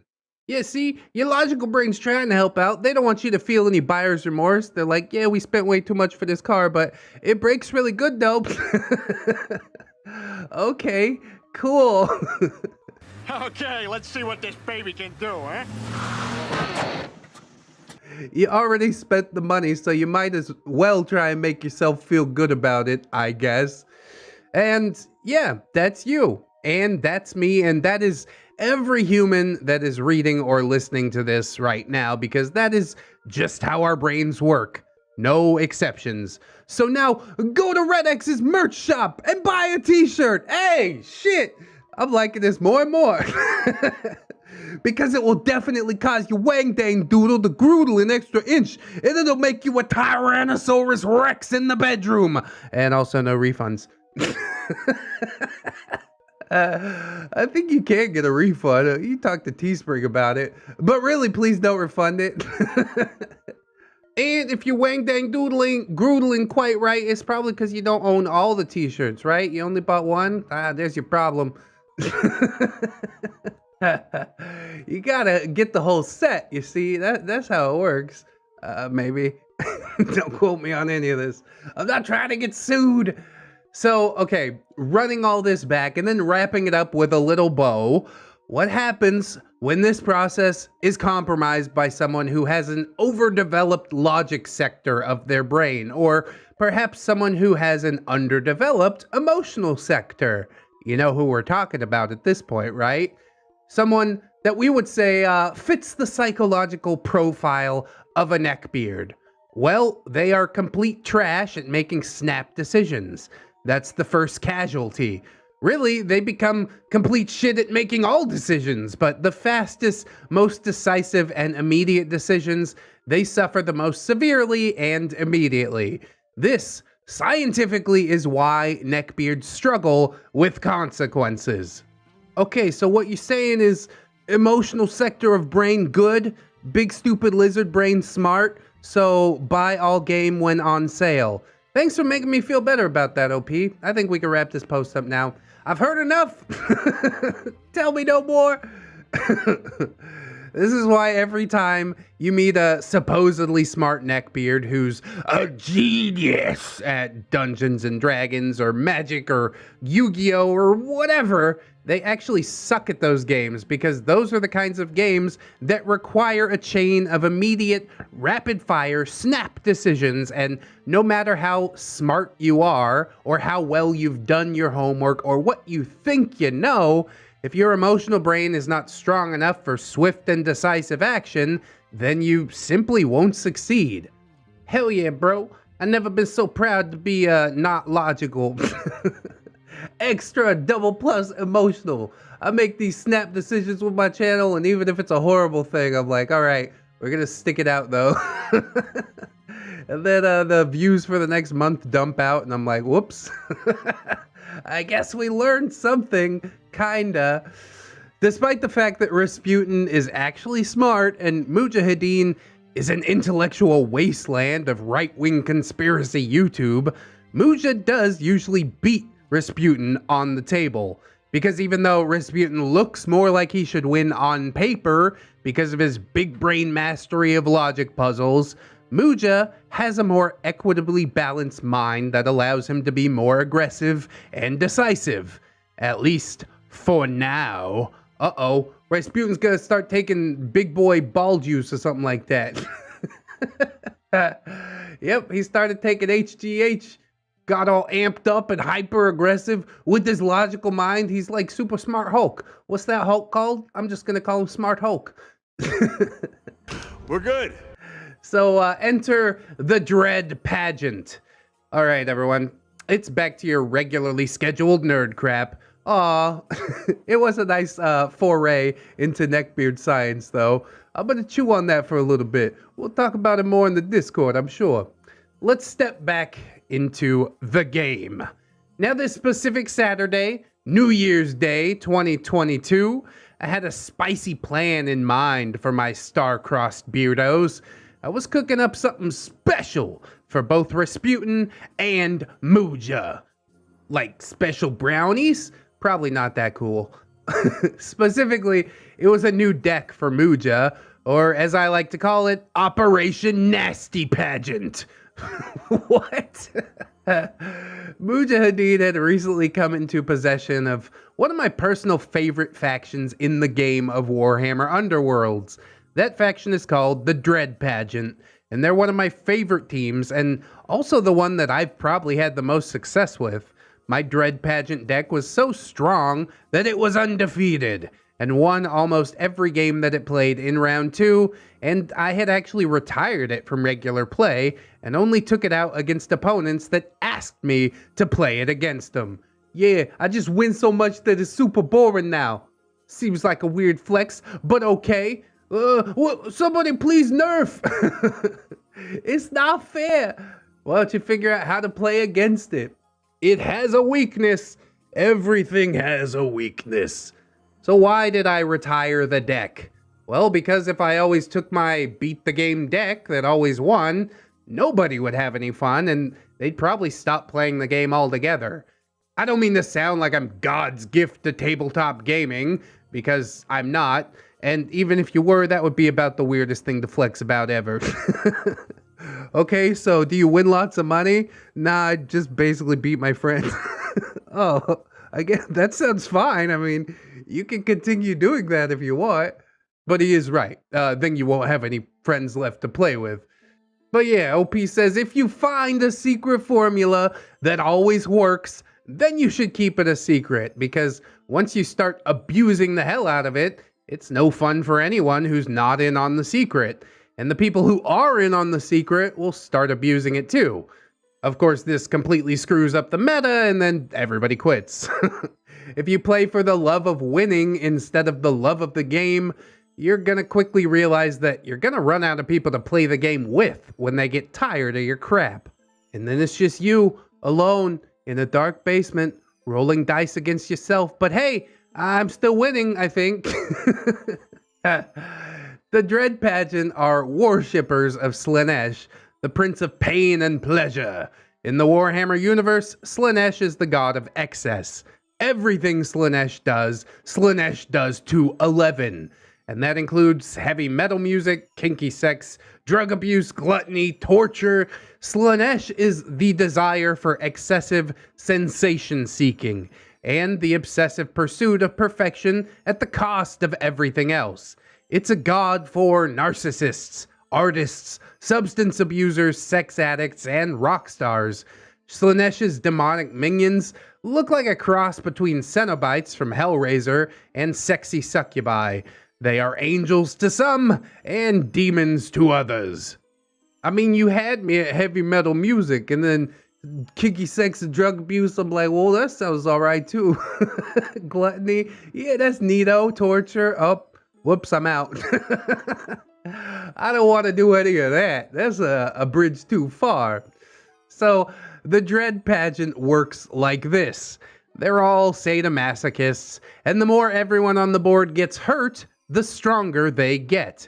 And because they're sadomasochists, when I say everyone on the board, I mean literally everyone on the board. They can even hurt themselves to achieve this goal. They're a bunch of creepy, demonic BDSM freaks, and they get off on giving and receiving. Warhammer's pretty far out there, bro. I don't think there's a single, like, quote-unquote normal army in the Warhammer universe. And that's what makes it so neato.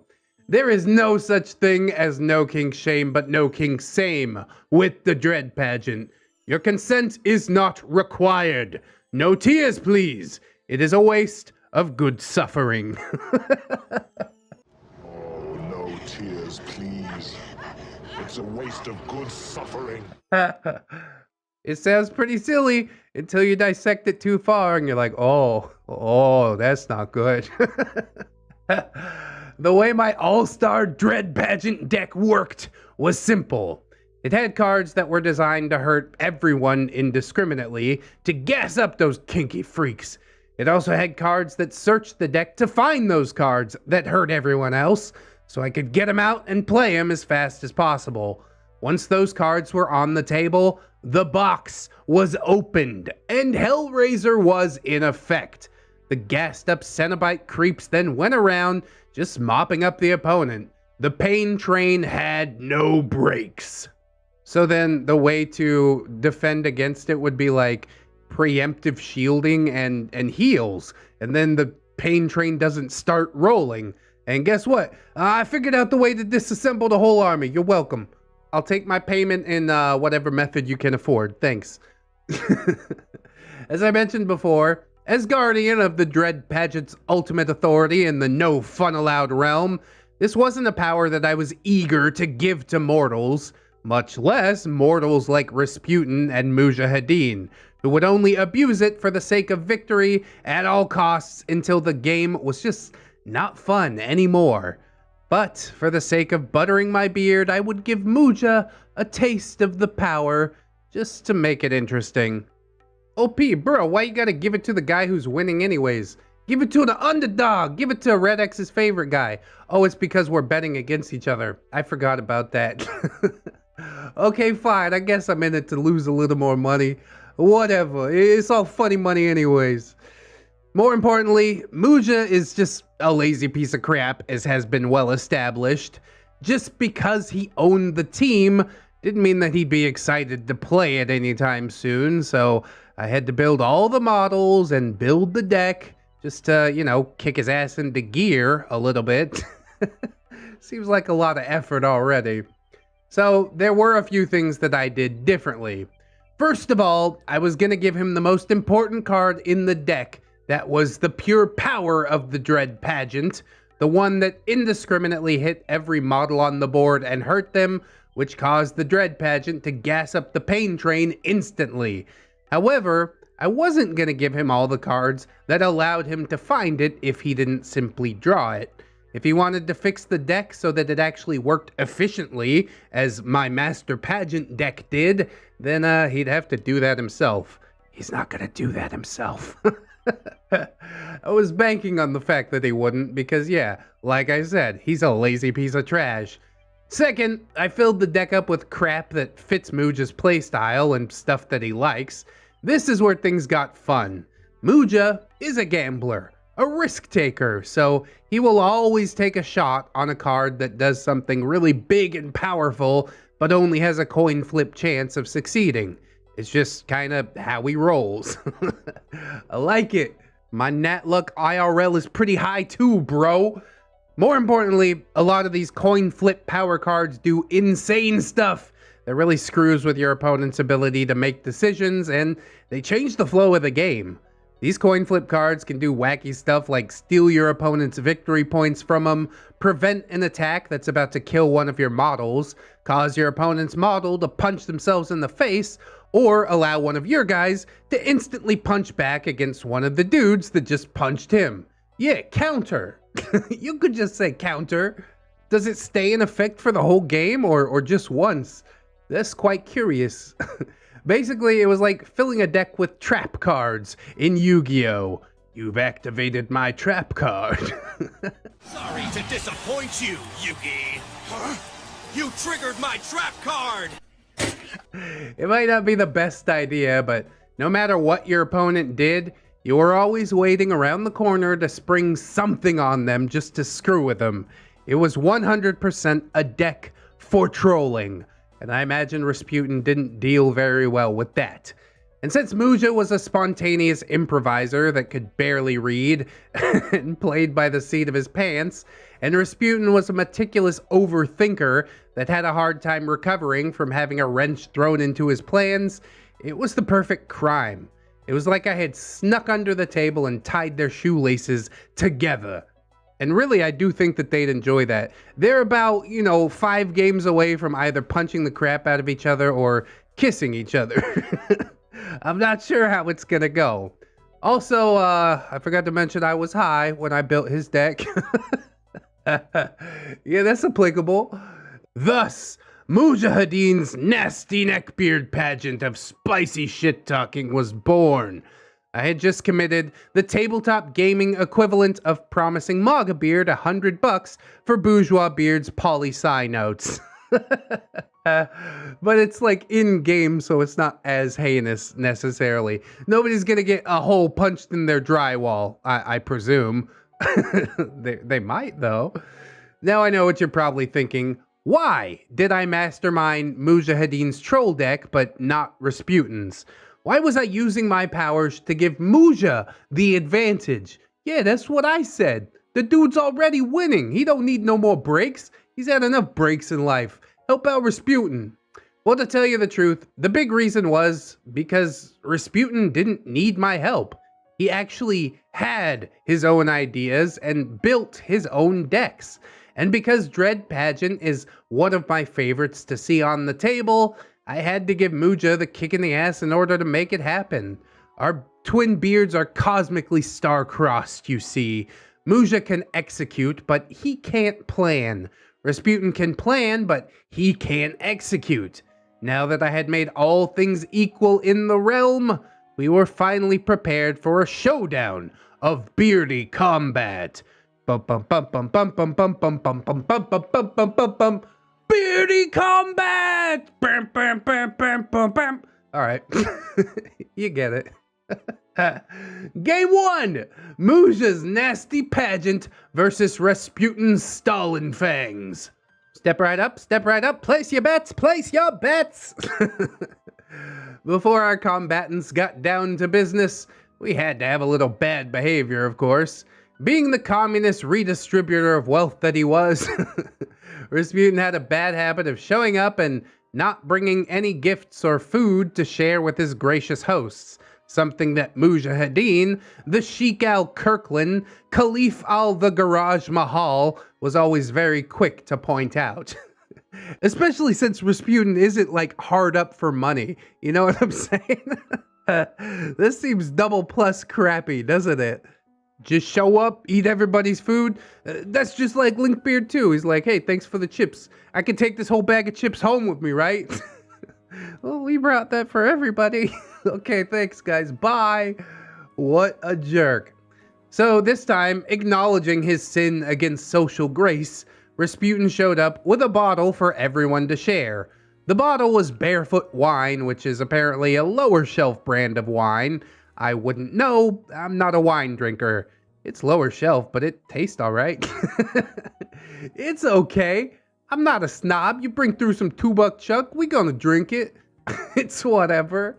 Never one to miss an opportunity, Mujahideen launched into the evening's crap talking by looking a gift horse in the mouth. Muja, What a commie! He finally brings a bottle and he shows up with the cheapest shit. Rasputin, Barefoot is not bottom shelf. Okay, lower bottom. I'm not lower class, I'm lower middle class. Alright, but essentially, and no shade there, I grew up lower middle class. I'm still lower middle class, honestly. At least in the States. Philippines, it's a good life. King Solomon interrupts. He is another side character in our saga. He's right, you could have brought Cisco, OP, or in 8-ball a malt liquor. I would have crushed some oldie. Muja.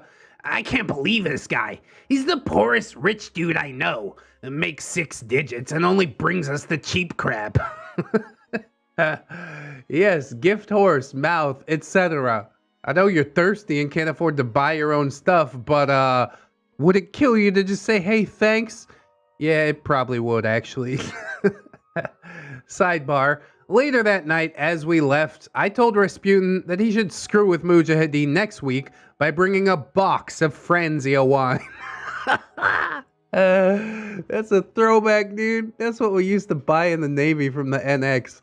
Nothing but Franzia, bruh. Having set the tone of discourse, we were now ready to play. Before we got into some degenerate stuff, I'd like to take a brief minute for some wholesomeness.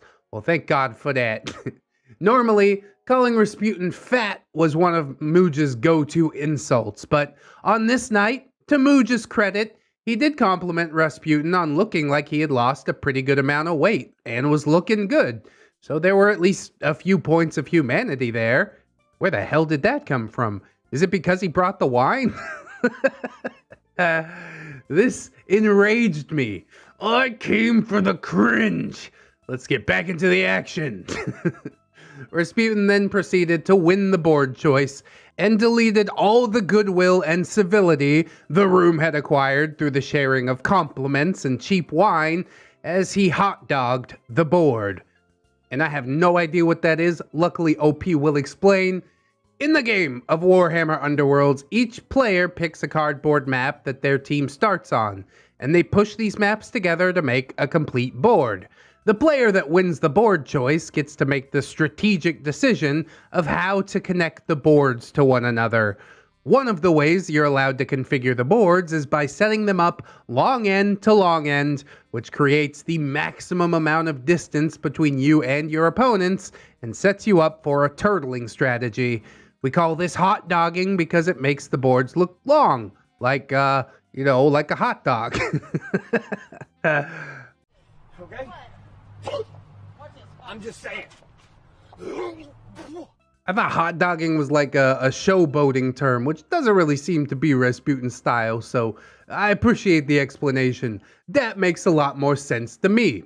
There's just one problem with all this. While hot dogging the boards is a sound strategy for some risk-averse playstyles, it definitely drags the game out, makes it longer, and If one of the players doesn't want to fight their opponents on round 1, they can basically make their opponent spend the entirety of round 1 wading across the board to come and get to them, which of course is just completely wasting everyone's time. Reminds me of like stall tactics in professional play Super Smash Brothers. Do they start getting booed by the audience?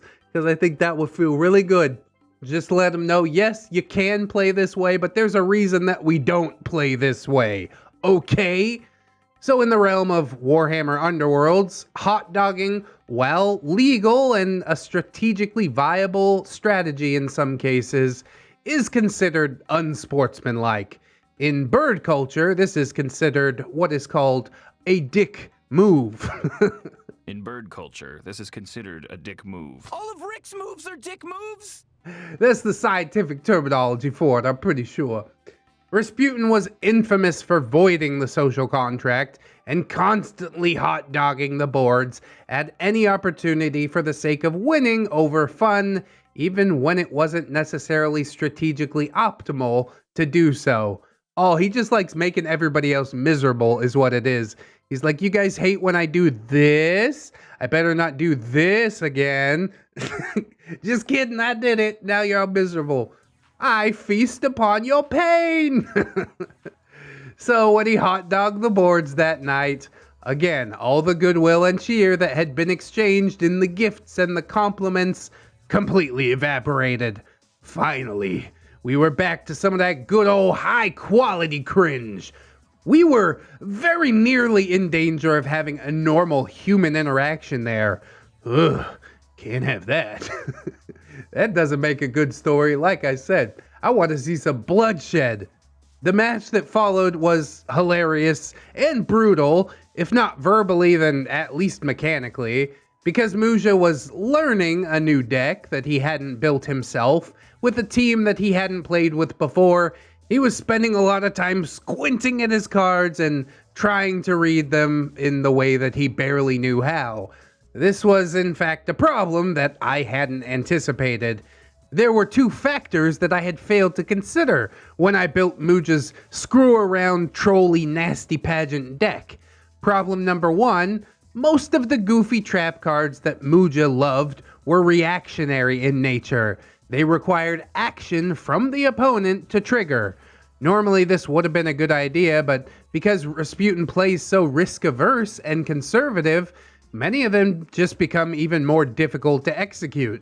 Rasputin was accidentally countering all of my brilliant designs through complete and abject cowardice. I mean, if it works, it works.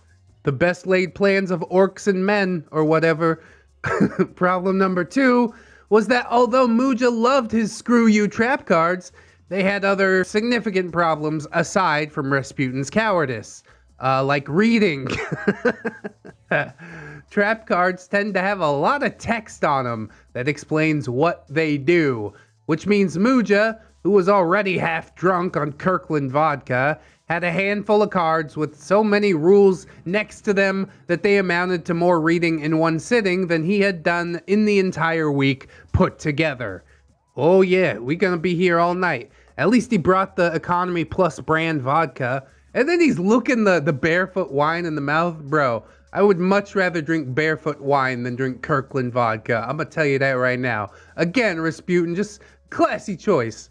Your gameplay strategy, I can't really sign off on any of that, but outside of the game, I do like him a lot more still. My glorious plans had been foiled by my cherished Neckbeard's worst sins. How could I not have foreseen this hubris? I could definitely use an egg in this trying time. I offer you a nice egg in this trying time? Oh my god. With the Sunny reference, I'm dying. Yeah, I mean, take a break, go have an egg if you need. It is a trying time. I'll give you that. Fortunately, the dam did eventually break, because no matter how hard my beards inevitably screwed everything up that they touched, there were some immutable laws of the game. The first was that Rasputin had fatally overestimated the damage output of his team, and they simply didn't have the killing power he needed when he did finally commit his soldiers to the fray. The second was that Dread Pageant is a fast team. All of their soldiers can book it, and if you hide in a corner, they will eventually get to you. Yeah, hiding in a corner doesn't seem like a great battle strategy, honestly. You're safe while you're in the corner, except when they get to you, now you're in the corner. What are you, stupid? Muja was finally able to cross the board and get the Nasty Pageant and the Stalinfangs to start exchanging blows. And when the blood started flowing, the pageant gassed up and got spicy. But the last nail in the coffin was one of Muja's trap cards finally kicking off. He managed to win a coin flip long shot on a trap card that caused one of Rasputin's soldiers to turn around and stab his boss in the back, killing him. Whoops! Morale fail. This completely stalled Rasputin's momentum, and after that, it was all over but the crying. Muja. Another failure. This reminds me of the time you flunked the bar exam. I just beat your ass with a deck that I didn't even know, and I had never even seen it before. Now, as much as I love your boy ReddX doing the goofy voices for Muja and Rasputin, this specific episode of the Grand Conflict of Beards is going in a different direction. One that's less talky, but no less enjoyable. Oh, bro, are they gonna assault each other? Because I'm all about that too. I don't need to do a voiceover when Beards is punching each other. The truth was, I had pre-gamed myself a little on the way to the Garage Mahal and had popped a magical gummy bear when I got in the door. I was a little bit high on that edible happy grass and was not in a state to properly record the Titans in battle. But fortunately, fate would conspire to bring us some good content, so in this episode, instead of focusing on all that crap talk, we're gonna focus on something different but equally delicious, and that is revenge. Get ready for Rasputin's tabletop redemption arc. Oh, blessed. He finally gets to win one. Is ReddX gonna get some of his money back? I've been so in the hole putting all this money on Rasputin, you know, but eventually the turns must table or something. Game 2, The Storm Sire Strikes Back. Oh yeah, that's where the title comes from. Hey, I get it way too late. Now, I mentioned at the start of the story that I was the keeper of the Dread Pageant's darkest secrets, and I kept them under lock and key for the greater good. This was not hyperbole or me taking an ego trip, and in fact, it was foreshadowing for our grand story today. I always left my all-star Dread Pageant deck at home because playing it was like hazing pledges at a frat house. Everybody wanted to make the pledges drink themselves unconscious, but nobody wants to take them to the emergency room to get their stomach pumps after. Ugh. With great power comes great responsibility. Yeah, nobody wants to see the pledges die, bro. Just roll them on their side. They'll be all right. Only the strong survive in this frat house. No, but don't really do that, though. That's inhumane. Fortunately, as every neckbeard scientist knows, a beard scorned is an unstoppable force of nature. Well, unbeknownst to me, Rasputin had not forgotten any of the times a year ago when my Dread Pageant was running a clinic on everyone before I shelved it completely, and defeating it had become Rasputin's white whale. Oh, see, he is hatching plans. I'm so proud of him already in advance. Watch him go. That's my boy, my big fat boy. Damn, boy, he's thick! Boy, that's a thick-ass boy! His beard was set on defeating them as proof of his intellectual superiority. And though I had moved on from their reign of terror, Rasputin had not. Which meant that although my highly tuned all-star Dread Pageant still stood a chance, Muja's half-baked Nasty Pageant troll deck did not. With the furious focus of a beard on a mission, the cholesterol comrade set to work on polishing his biggest guns. It was hunting season, and the prey was Mujahideen. Rasputin went back through his beardy research and dug up all the notes that he had taken to conquer my dread pageant so long ago, and put them in action against a similar but not as severe threat. I'm so proud of Rasputin in advance for braining this one out. You see, there is a chink in the armor. There is something that you can do. Nothing is undefeatable, alright? You just gotta figure out which thread to pull so the whole thing comes apart. Rasputin's secret weapon was the Stormsire team, a gang of 3 powerful warrior wizards that were perfectly tuned to play into the strengths of Rasputin's weaponized cowardice. They were extremely resilient, they could all cast ranged spells to keep their foes at arm's length, and they turtled like none other until they gassed themselves up with buff spells and went to work. It was a team that felt like it was designed for Rasputin. It fit him like a glove. Rasputin spent about a half an hour tweaking the deck and getting it ready. I've got to give him credit. He came up with a solution. A devious, brilliant, hilarious solution that defied all conventions of beardiness in its creativity. Perhaps, just maybe, Rasputin could be taught. Taught to be better at games? Sure, I guess. Taught to be better socially? Not so sure.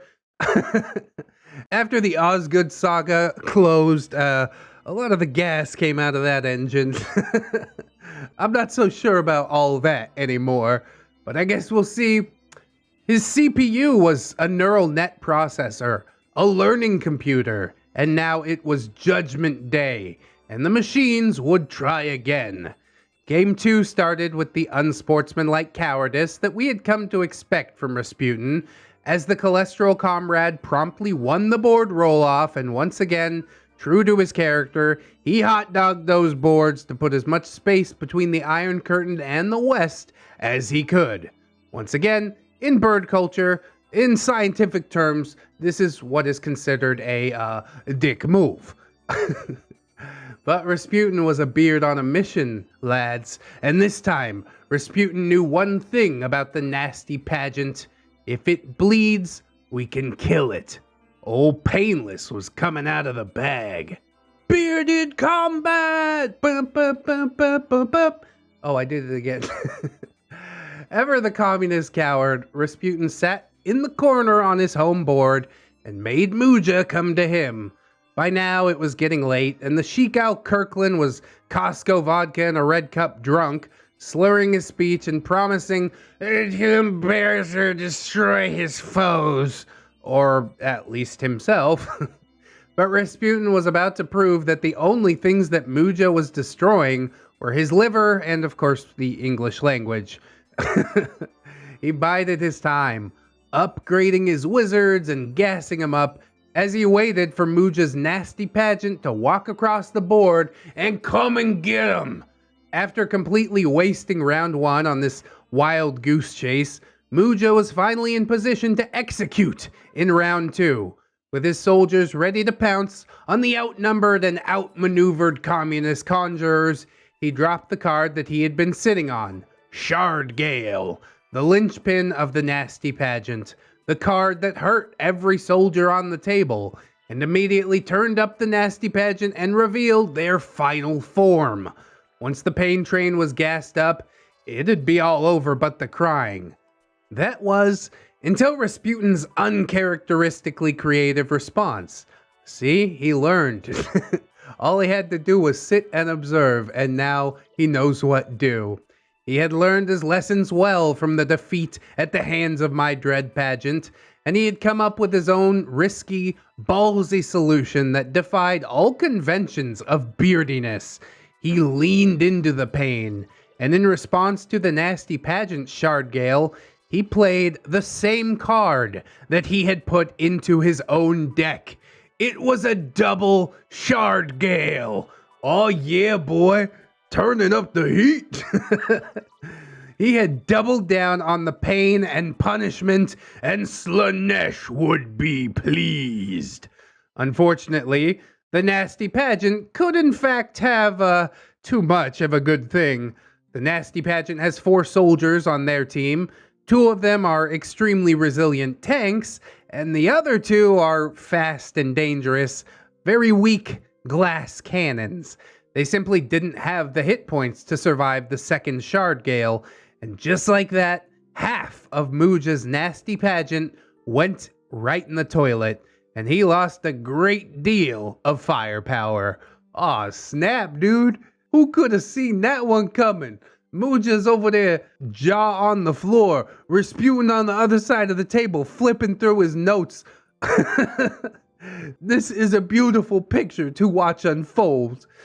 King Solomon and I laughed, very impressed with Rasputin's ballsiness and the sudden but welcome growth of the size of his nuts. Yeah, boy. Watch him go. Muja, on the other hand, was too drunk and illiterate to read the writing on the wall, which was really just a metaphor for his entire life so far anyways.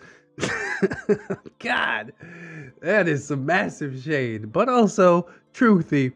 So this all wasn't exactly news in any way. He responded by playing Momentary Madness, the coin flip trap card that can cause your enemies to turn around and punch each other. Ever lucky, Muja won that 50-50 dice roll, and Rasputin's leader turned around and smacked the hell out of his own buddy with his staff, killing him in his wounded state. Well, the board was now completely even. A Mexican standoff, as it were. Both players were down to 2 severely wounded fighters that all required an equal amount of damage in order to kill. Strategy just didn't matter anymore. Victory was all down to who could stab the other guy first now.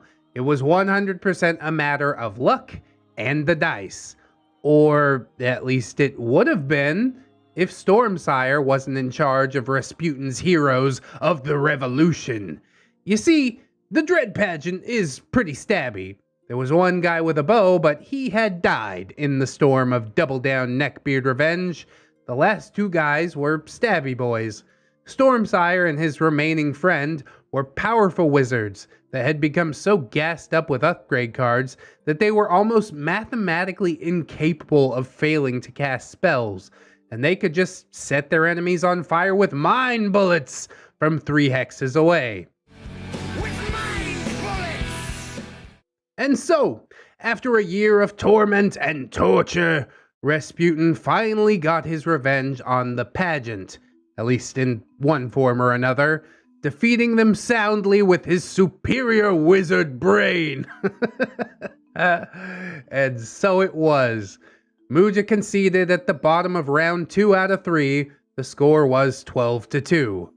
I'm so proud of you, Rasputin. You really did it, my big little boy. Daddy didn't win all his money back quite yet, so keep on winning, but this is a solid strategy. You watch what happens, figure out why it works, and then you're like, okay, this is what I might be able to do in order to counter it. Yes, this is the basis for all gameplay. Emotional lizard brain, go eat a dick! Now, how do I sell all these games that I bought on sale? You see, that's a callback to where I was talking about it before. Hey! P.S. ReddX, hit me up on the Discord when you go to record this episode. I'll get you the screenshots of the group chat, smack talking afterwards. Well, bro, you should put this at the beginning. I'll send you a message. I don't know.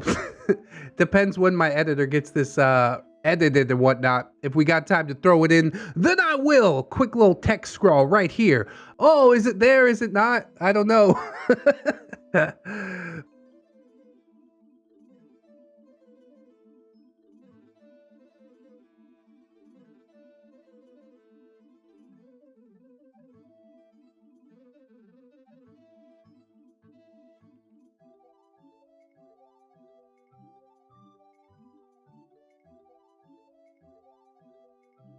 PPS, shameless self-promotion, alright? If you like dumb stories about neckbeards and criminals and jerking off in the corner at the weird sex party, then go listen to my main project, which is a horror story about hot rods and demons. Yes, indeed, I'll throw that down in the description for you.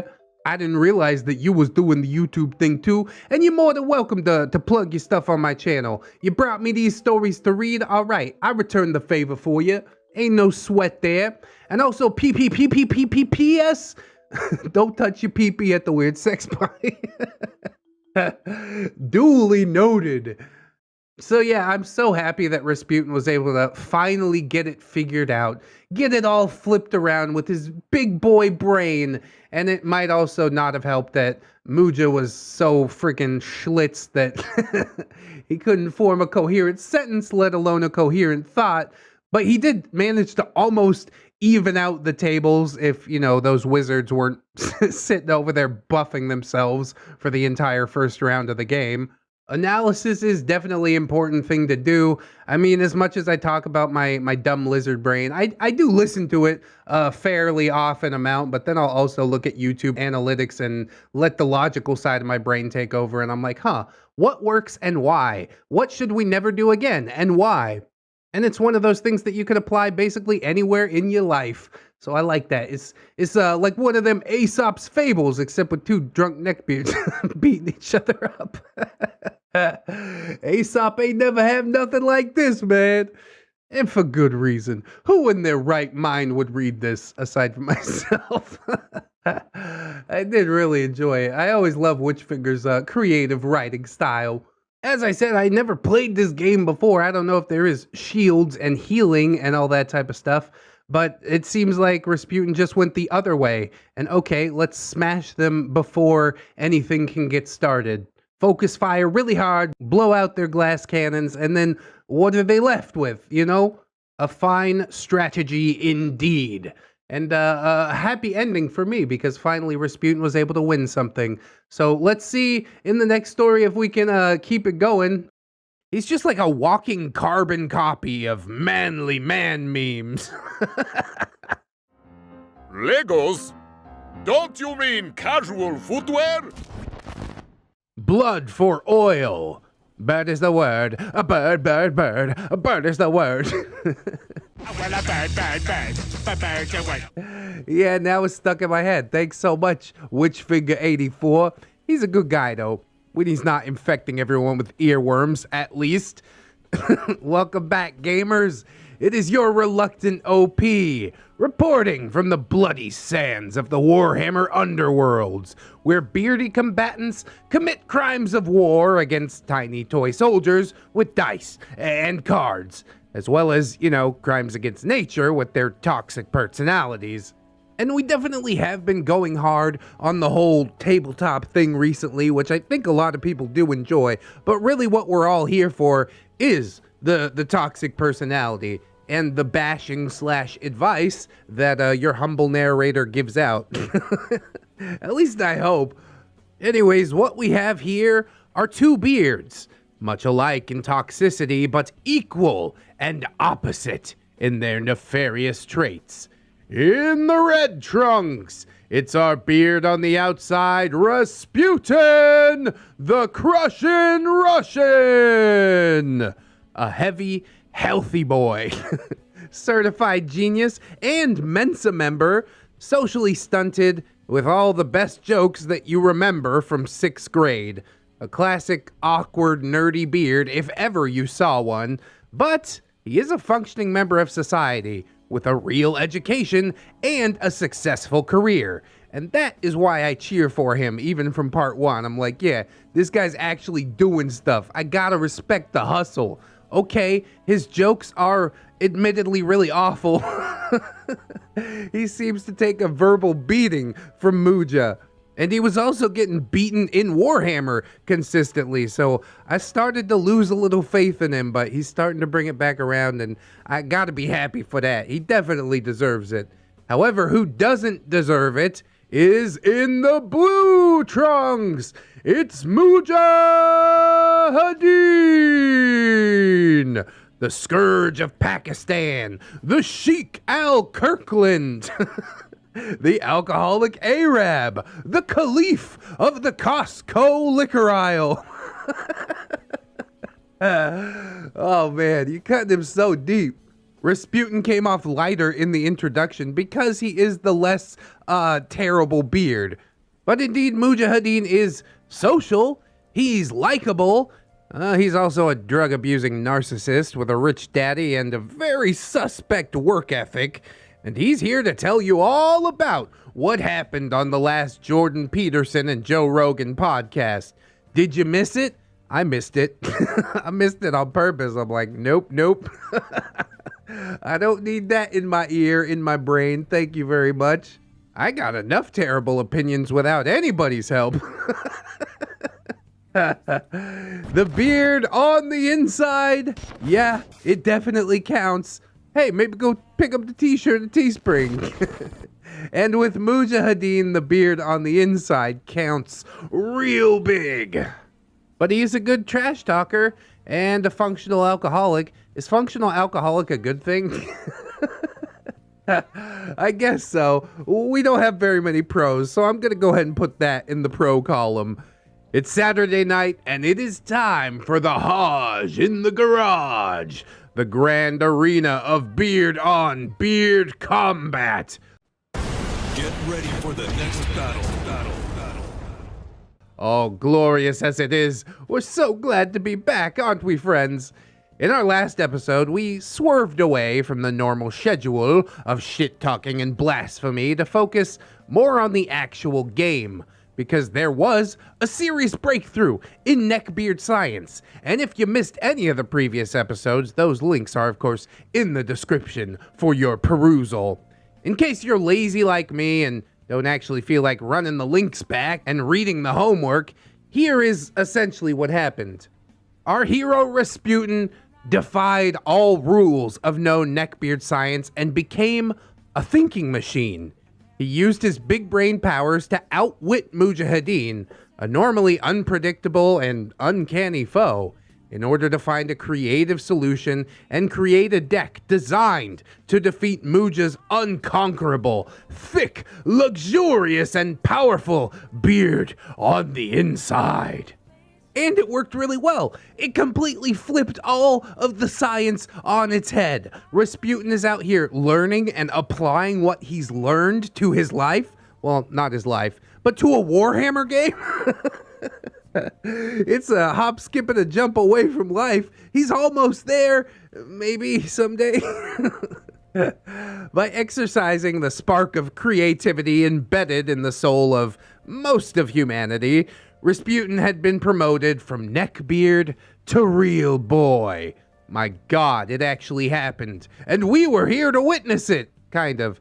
Through a story. It's close enough. Normally, I would not have bothered to pursue this lead further because if I'm perfectly honest with the class, my fieldwork is exhausting. Followers of this saga know that on previous occasions, I actually took notes to try and chronicle the witless back and forth insults of our dueling beards, but I have to be honest with the class. I can't do my job because it's nearly impossible to stay sober around Mujahideen. Yeah, admittedly, I did offer to make OP a neckbeard stenographer. He shot me down on that offer, which was quite sad. But I think I do much prefer the art of spinning a yarn. You know what I'm saying? We don't need word for word because often the expectation is greater than reality. So go ahead, make up some insults, give me the gist, you know what I'm saying? Even if we had a neckbeard stenographer, I think that the whole episode would be just really stilted. So maybe it's not the best idea that I've ever had. Anyways, yeah. I gotta start cracking beers around Muja and popping magical gummy bears and get a buzz going as soon as I show up, because everything that falls out of his mouth is just a litany of entitled rich kid garbage that makes it difficult not to want to start another French Revolution. Go ahead, line him up against the wall. The king goes first, cause it sends a message. America hasn't even had one good coup yet. Why is that? Pull your nuts out. Let's get started. However, it is a time of daring sacrifice and heroic deeds. Resist Beard is getting good. Link Beard is now over. And the Bourgeois Beard saga met a sudden and inglorious end. I must do my part to keep them beards buttery. So onward, Christian soldiers. Dizzy took a break from Resist Beard. She's not quite satisfied with how part 4 turned out, and I said, take your time with it. You can't rush art, you know what I'm saying? How long did we wait for Stealth Beard to finally be complete? Like 6-7 months? It's okay. There are always good stories out there. And if the story isn't necessarily good, then guess what? I'll talk over the top of it until I feel like it's better. The battle tonight was a very special occasion. To understand the context, we have to talk a little bit about one of the side characters in our game, the indomitable King Solomon, who has been mentioned quite a few times before. King Solomon is a high school buddy that goes all the way back, and he's probably the second or third hardest working dude that I've ever met. All right, immediate respect for that dude. He used to do all kinds of nasty, wild-ass brushwork out in Hawaii and Alaska, and he found God and converted to Judaism one day because a 100-foot tall tree in the Alaskan wilderness nearly fell on him, and that was his sign. I guess if a giant freaking log almost fell on me in the middle of bumfuck snow country 300 miles from the nearest hospital, I'd probably find religion in my life too. Oh, now the name kind of makes sense, doesn't it? It's like Saul in the Bible, and he's blind, and then he becomes Solomon once Jesus gives him sight or something like that. Yeah, I know my Bible stories. So good, we get a little bit of context for where the name comes from. Beautiful. Solomon is funny because he's a real-life Ron Swanson. He speaks completely deadpan. He doesn't smoke, and he doesn't drink. He takes his coffee black, wears Carhartts unironically, likes nature and woodwork and steak. He's the kind of person that isn't funny because he's humorous. He's funny because he's just like a walking carbon copy of manly man memes. Legos? Don't you mean casual footwear? He been reading up on those Sigma grind set blogs. I'm the manliest man in the world, but don't offer me any cola or soybeans. I'm scared of beans and fizzy drinks. All right, manly man, you just stick to your steak and woodworking. I'll be out here telling fart jokes in a microphone to make my bread. It's kind of wild when you think about it. There are exactly 3 things in this world that Solomon cares about. 1, the importance of lamp oil and the belief that Jesus Christ was not his savior. Did I get the story of Solomon wrong? I don't know what's going on there. He also loves 2, camping, and 3 is painting and playing with his little plastic men. Or even better, watching Muja and Rasputin duke it out with little plastic men in what he calls the Rasmujaract, the infinite, Hellraiser-esque quantum pocket dimension of crap talk, where Muja and Rasputin just go back and forth forever in a cycle of daytime television crap talk drama. And that is exactly how it seems. Maybe the portal to this dimension only opens on the weekends, but yeah, every weekend you know what we're gonna be doing. Listening to these two verbally obliterate each other. And I'm so glad that we get to bear witness to it. I mean, Solomon actually made a meme of what this infinite labyrinth of neckbeardery would look like, but I can't show it because it has Muja and Rasputin's real faces on it. Just blur it out, bro. Is that so wrong? I definitely want to see it. Okay, so this is why Solomon is important right now. Because on this specific night, the Saturday night of January the 22nd, we had convened for a special edition of the Beard Battle at Solomon's request. Solomon was celebrating a very important achievement in his life. After the past 5 years of grinding tow trucks, delivery driving for plumbing supply companies, stacking up experience and certifications, and getting his butt into bigger and more important trucks, Solomon had finally nailed his dream job. Oh God, yes, doesn't it feel so good? He had just that weekend passed the driving test for and got offered a position with a harbor logistics company driving containers in and out of a port at Long Beach Harbor. And the job was local, to his liking, and very much a get-out-of-the-rat-race paycheck.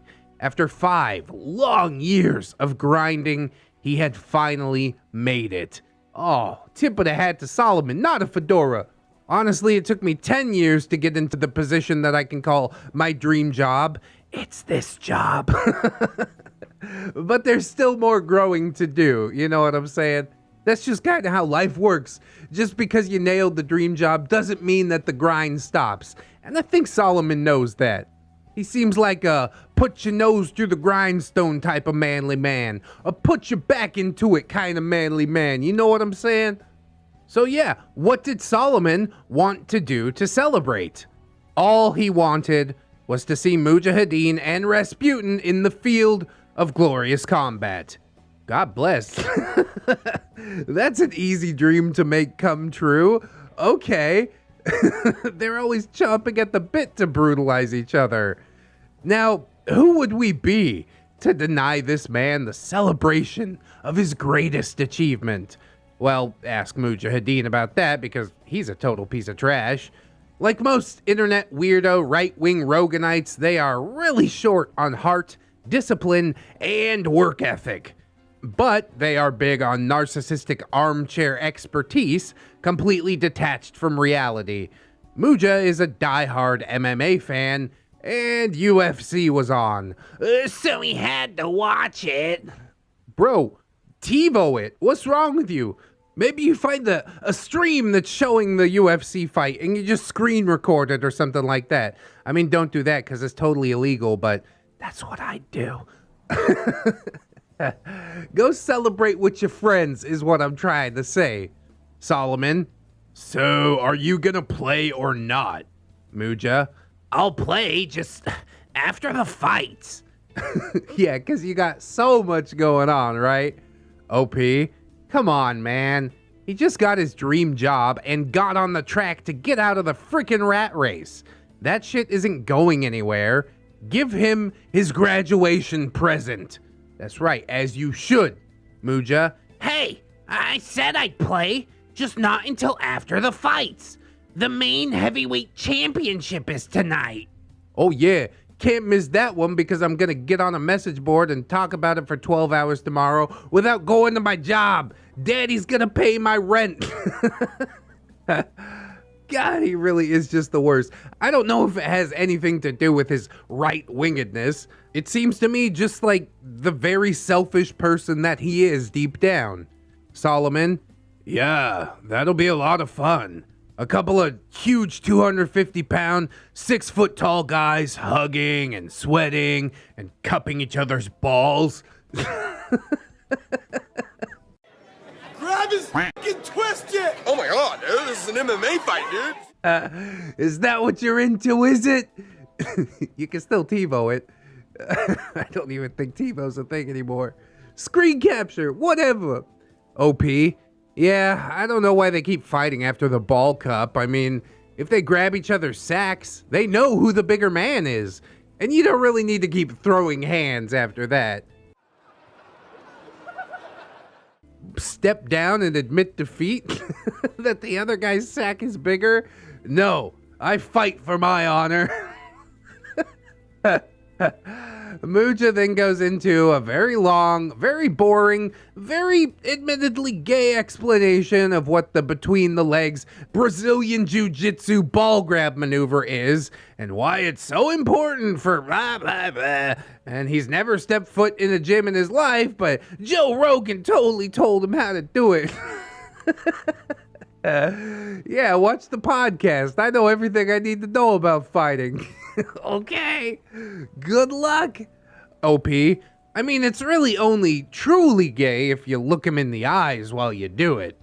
Unfortunately, that stupid heavyweight fight went all the way to decision because none of those shaved gorillas knocked each other out.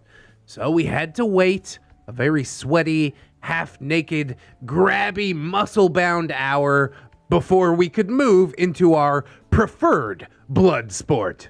I mean, I'm not that big into MMA, but I'm not that big into Warhammer either. Yeah, sweaty ball grabbing seems pretty lame, but so does marching plastic figurines that you paid hundreds of dollars for around a field, so... I'm probably not in any position to judge, considering what I spend on video games, but that is just my personal take on the matter. At the end of it all, the deciding factor is who's having fun with this. Oh, just me? Then yeah, I probably don't want to do that. If everybody's having fun, then that's the activity that I will choose. Help your friends celebrate. Why is this so wrong? But whatever, I guess it's to be expected from Muja at this point. Now, let's just take a little breath here to establish a few things, because we're about to get into the fun part of this episode. Solomon and I don't really have a problem with the gays. They're all right. You probably shouldn't call them the gays. You say gay people. It's so inherently hilarious to me. God damn. 2, what we do have a problem with is armchair MMA fanboys not admitting that they're gay. Come out of the closet. We'll accept you for who you are. I mean, really, insert your chosen sports ball team here or whatever. None of that is for me personally, but I won't judge somebody else for liking it, honestly. You just do you. I'ma be over here doing me, alright? And point 3 is that last episode was Rasputin's redemption arc, where he leveled up and became a real boy. This episode is Rasputin's karma arc, where the dice just hilariously punish Mujahideen for being an asshole. Alright, so let us go and dive into the fun part. With Mujahideen's sweaty wrestling man lust finally satisfied. Man lust? Oh god, that paints a picture, doesn't it? In his great glory, he finally decided that us low-born peasants were finally witnessing his glorious majesty on the field of Warhammer battle. God, I can't wait for him to get his shit kicked in. That was until Rasputin pulled his deck box out of his pocket. It was his secret weapon, the powerful wizard team Stormspire's Cursebreakers, the deck that he had used to utterly destroy Mujahideen for the past 2 weeks after he leveled up and was officially promoted to real boy. Alright, now let's pause here for ReddX. Okay, everyone in the thread and the YouTube comments, it is time to place your bets. Put all your comment bucks and karma points and Tendy coin and Crypto if you invested in that on the line, and here are your 2 options. 1. Will Mujahideen's invincible narcissism, built on lies and sand, protect his ego from the threat of Rasputin's newfound powers? And will he bravely charge into battle against this nefarious foe, his confidence fueled by a rampaging ego and probably also a lot of Kirkland vodka? Or 2, will he completely bitch out, move the goalpost, and make some kind of excuse for why he won't fight Rasputin's strongest team, the House of Glass and crap that his personality is, finally buckling at the foundations? You got your bets in? Are you ready for the answer? Good. I know what the answer is. It is definitely him wussing out, right? If you voted for Mujahideen is totally bitch made and made excuses not to fight Rasputin's Stormsire deck, then hey, you just won all the internet points. Yeah, my cryptocurrency's going through the roof. Tendy coin's gonna make us all millionaires. Those are internet points now, if you didn't know. If you didn't buy into my rug pull scam, I mean pyramid scheme, I mean cryptocurrency investment platform, then you can't give anyone any internets. I'm sorry to say. So what exactly is Muja's excuse for not wanting to fight? He says, "Did you bring any stock decks? I only want to play stock decks."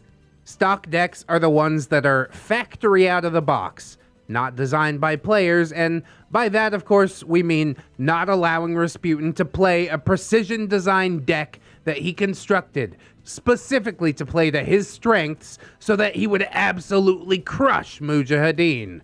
Rasputin, No, I brought my Storm Sire. Muja, Make it stock and I'll play it. I'm only playing stock decks. you are scared, aren't you? I mean, stock decks are fine, I guess, but they're not optimized in the way that a player-built deck is. Essentially, Muja just wants to be on even footing. So how will this battle of wills turn out? Solomon and I both exchanged knowing, shit-eating, schadenfreude dripping looks as we watch Mujahideen's ego collapse in on itself like a dying star while moving the goalposts in order to avoid Rasputin's wrath. Rasputin, Fine, whatever. Solomon, what did you bring? That's right, don't budge. You knew what it was when you showed up. Now be a man and let me step all over your neck again. Solomon whips out his giant duffel bag of toys that he has to bring every time because, of course, you can never expect a neckbeard to contribute anything to the party. He rattles off a list of teams that have their stock decks ready to go. Rasputin selects Zandir, which is another team in the Stormcast Eternals faction. Zandir? I think that's what it is. Let me explain that quickly for you guys that aren't into the game.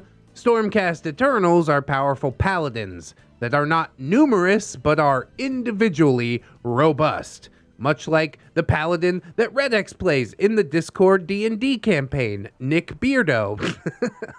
God, he's so robust. They have high hit points, strong and accurate attacks, average to good defenses, and average movement. They are knights in shining armor and prefer quality over quantity. A Stormcast Eternal is the good guy equivalent of a Chaos Warrior, or a low-tier vampire in the Warhammer universe. They're the kind of teams you play if you like paladins in D&D. Alrighty, just gonna write that one down for when I have another $200 or $300 to spend on plastic figurines. Read, probably never. I got way too many other addictions to contend with. Not on Mujahideen's level, but don't ask me no more questions about it. I'll tell you no more lies. Rasputin likes Stormcast teams because he plays conservative and risk-averse. He doesn't gamble. He'd rather have reliable consistency from a handful of competent warriors rather than take big risks on weedy gets with goofy gimmicks that either win big or lose big. Consistency is indeed the key. I don't want to win big or lose big by luck of the draw. I want something that performs the same way every time. I definitely do identify with Rasputin more on that aspect. The only problem is Zandir is probably the least Stormcasty of the Stormcast teams because they have mechanics that are based on sacrifice. It's a 4-model team. There's one dude with a big hammer that looks like Arthas in Warcraft 3, and he is, of course, a smashy boy. There's a woman with a bow who has a pet falcon that joins her in battle, and there's the big boss lady, Zandir herself, who has a sword attack that isn't as strong as Arthas' hammer, but is very accurate with strong defense. Most Stormcast teams get stronger by getting into a fight and outlasting the foe. Zandir's team doesn't do that. Her people get stronger when one of them dies, so they're at their best when one of their stronger soldiers makes a heroic sacrifice. It seems like an interesting mechanic, but I don't know if I could make it work every time, so yeah, I'm not gonna do that. I'm gonna go with some other paladins that don't have to die. Since Rasputin doesn't like risk and sacrifice, we think that Zandir is a bad fit for him. He has more success with teams that get stronger based on stoic patience.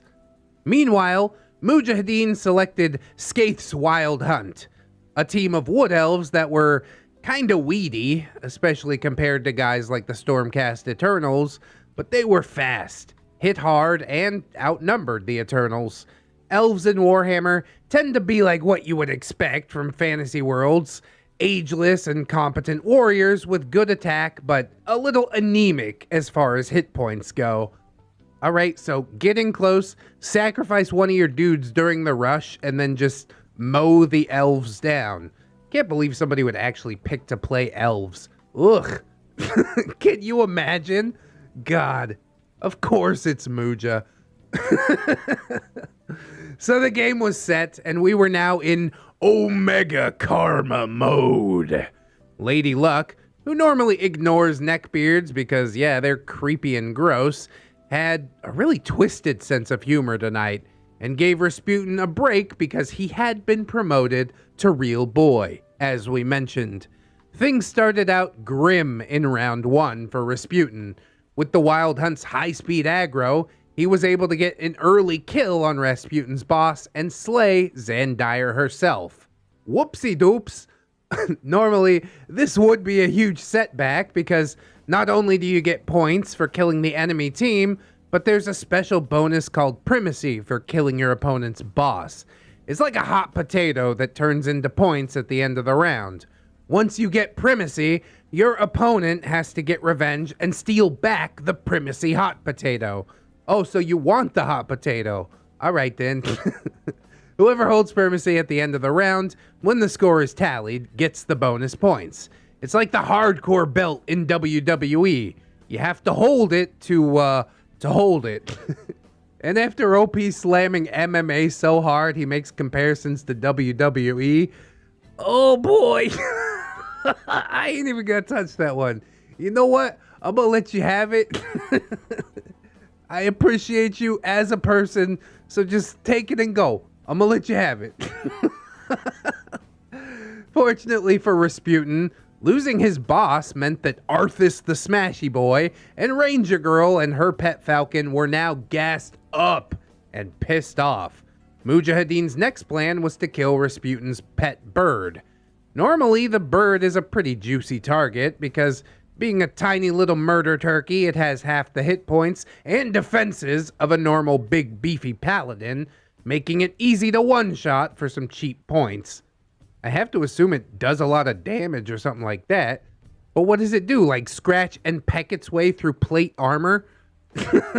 That's crazy. Now that's a lot of damage! Muja's plan was to start a chain reaction by murdering the bird and then chaining a bunch of cards and slick plays into a spree that would allow him to knock down the fatter Stormcast paladins and score the big points. Oh my god, now Muja's making plans? What is happening to the neckbeard science these days? You know, you think the beards are actually like evolving or something like that? It's a horrifying thought.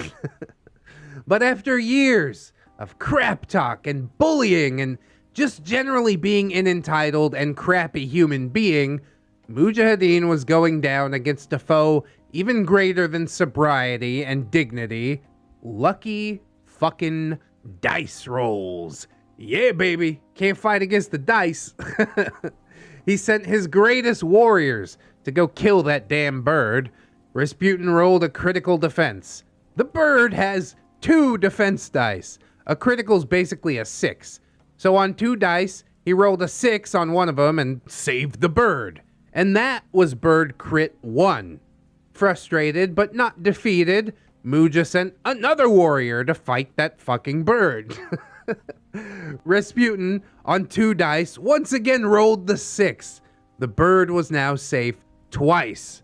The murder turkey is invincible. Running out of options, Muja then sent his battle cat after the bird.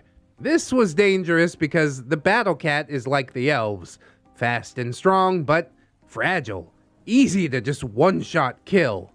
But you know, cats are a bird's natural predator, so all this should work out, right? Psych, you thought.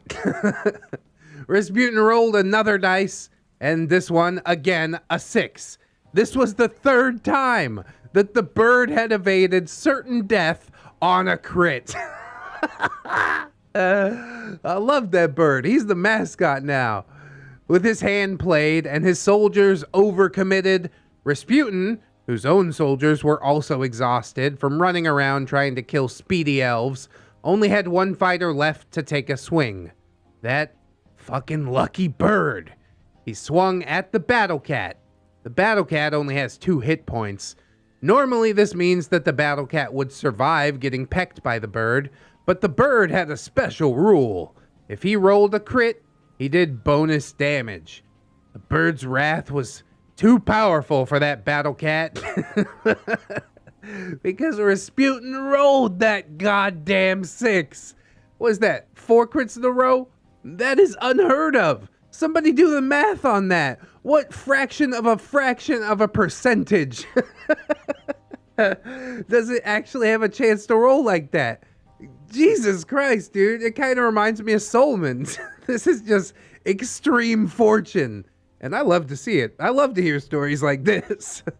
The battle cat died. The bird was undefeated.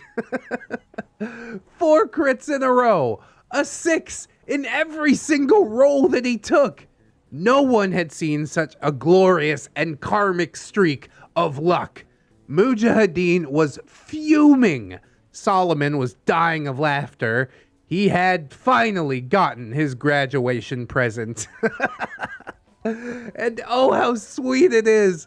After making you wait through the MMA match and all that, he finally shows up only to get tore up.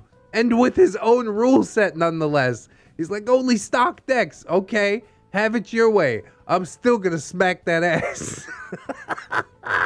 Oh, God. I do love it. It's so good. The once mighty power of Muja's narcissism was crumbling under what seemed to be the only force stronger than ego. Blind, dumb, karmically charged, ridiculous luck. He began collapsing inward, like a decaying star burning alcohol and bummed cigarettes. Yeah, he's that freaking smoker. The dude that never buys a pack, but always bums yours. The secret to that is don't be an enabler. You say, no, that's all right, I'm good. You want some? Go buy some. Easily done. And then they grumble and whatever. Yeah, I'm the asshole, right? For not giving you free stuff. Get a job, hippie. Mujahideen wouldn't even make it to the end of round 3. With 1 turn left in the game, he forfeited. And if he wasn't already drunk, he probably would have flipped the whole table. Final score, Rasputin 17, Mujahideen 6. I love that bird, bro. What does that bird look like? I'm gonna have to look it up.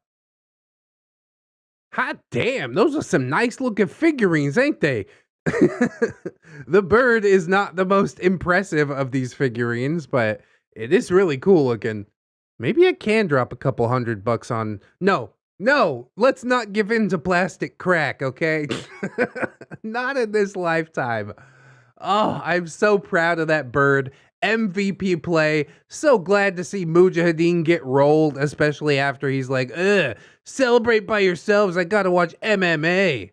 Come on, old buddy, old pal. Won't you placate your friend's ego? He's accomplished something in his life, something that you really probably can't hope to do, so why not participate in it at least a little bit, right? I am certain that eventually the pendulum will swing back the other way and Rasputin will start getting rolled again, but for the moment, I'm just basking in the glory of victory. My chosen beard has taken home the gold for a few weeks in a row now, apparently. And while he still probably has more losses than wins against Mujahideen, I'm proud of Rasputin. He's a good boy out there living his best life. And I encourage him to keep doing so, as I encourage all of you to keep doing so. And do you know what the best way to do so is? Well, you start by clicking the like button or the subscribe button if you haven't already. If you've already clicked the subscribe button, I need you to click it twice, all right? Or you can also leave a comment doing the old clickety-clack on the keyboards. That's cool too. You might also share the video around. That's a true MVP play. We got all kinds of links down in the description for you to dig through if you are so inclined. We got all kinds of plugs. Teespring, I already mentioned, but there's podcasts as well. Spotify, iTunes, basically anywhere podcasts are. I'm there. And we've also got playlists. Yes, if you're looking for a different flavor from the channel, specifically RPG horror stories, nice guys, something like that. We've also got my social medias, of course, Twitter, Discord, Facebook. Come on through. We've also got my Patreon and my gorgeous, wonderful, beautiful, generous patrons. I'd like to thank them as I do every video. Jerry much. So thank you. Robert Waits, Camille Sarah, Logan Wolf, Conrad Inge. Hey, Mr. ReddX, sir, I really need them spicy flu fun bucks. I understand they're redeemed for 30% of their value in pirate gold. I mean, you gotta talk to Ramtide about that one. I got no hold over the pirate gold. Captain Clown Jerry, Hong Kong, Erin W, Twisted Child, Sarah Wano Ash, Cinema Susie, For Old Lang Syne, Jari the Pirate. Just Ears, Reap Random Yelps, Jerry. Yeah, I'll go for that. Silent Revolver, The Original Jerry, Jerish Kitsune, Satori, 211 Jerry, a Jerry, a Juggler Jerry, I fucked it up already. A Justy Jargonian Jerry, Alunia Demonista, Althea Blue, Anunnaki, Assassin Pug Jerry, Bang Bang, Atheist Jerry, he's so euphoric.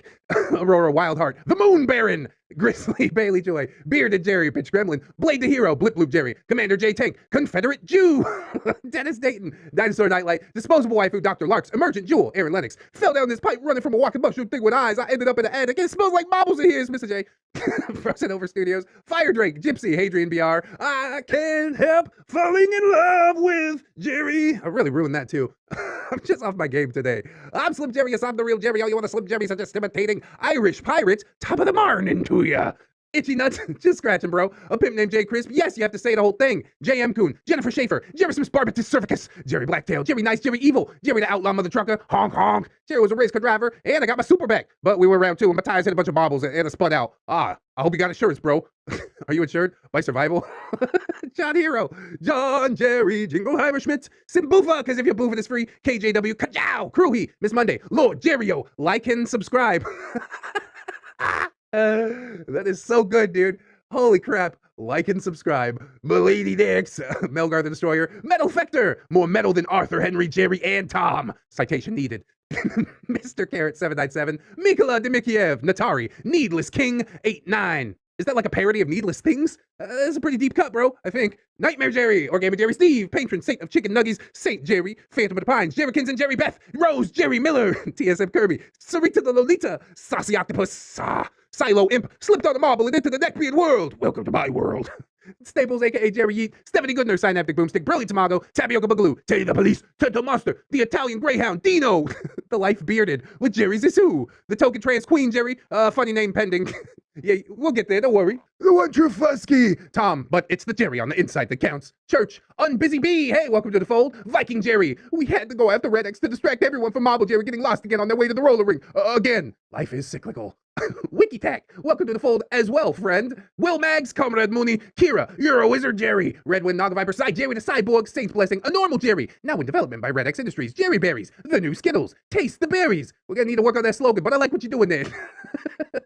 Hunter of Jerry's, devourer of all things tasty, it is Tom, Admiral T-Tank, Amara Alder, Atomic Jerryzilla, Breaker of the Tom Army, AZ, Babsy Goon, Barbushka's Irradiated Jam, Bartender Keelia, Blue Dubs, Broken Spine Horseradish. But look, I made you some content. Dayton made you your favorite. Open wide.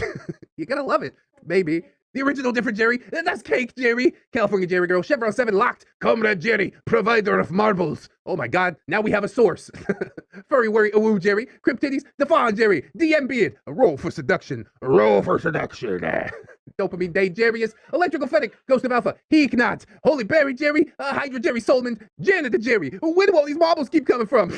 Now we know. Jeffrey, Geralt of Rivia, Jerry and Tom versus Happy New Year's Weird Apocalypse, Jerry the Sussy Baka, Jerry's mom has got it going on. Check out that mustache on Jerry Aldo Rivera. Yeah, gets the ladies going.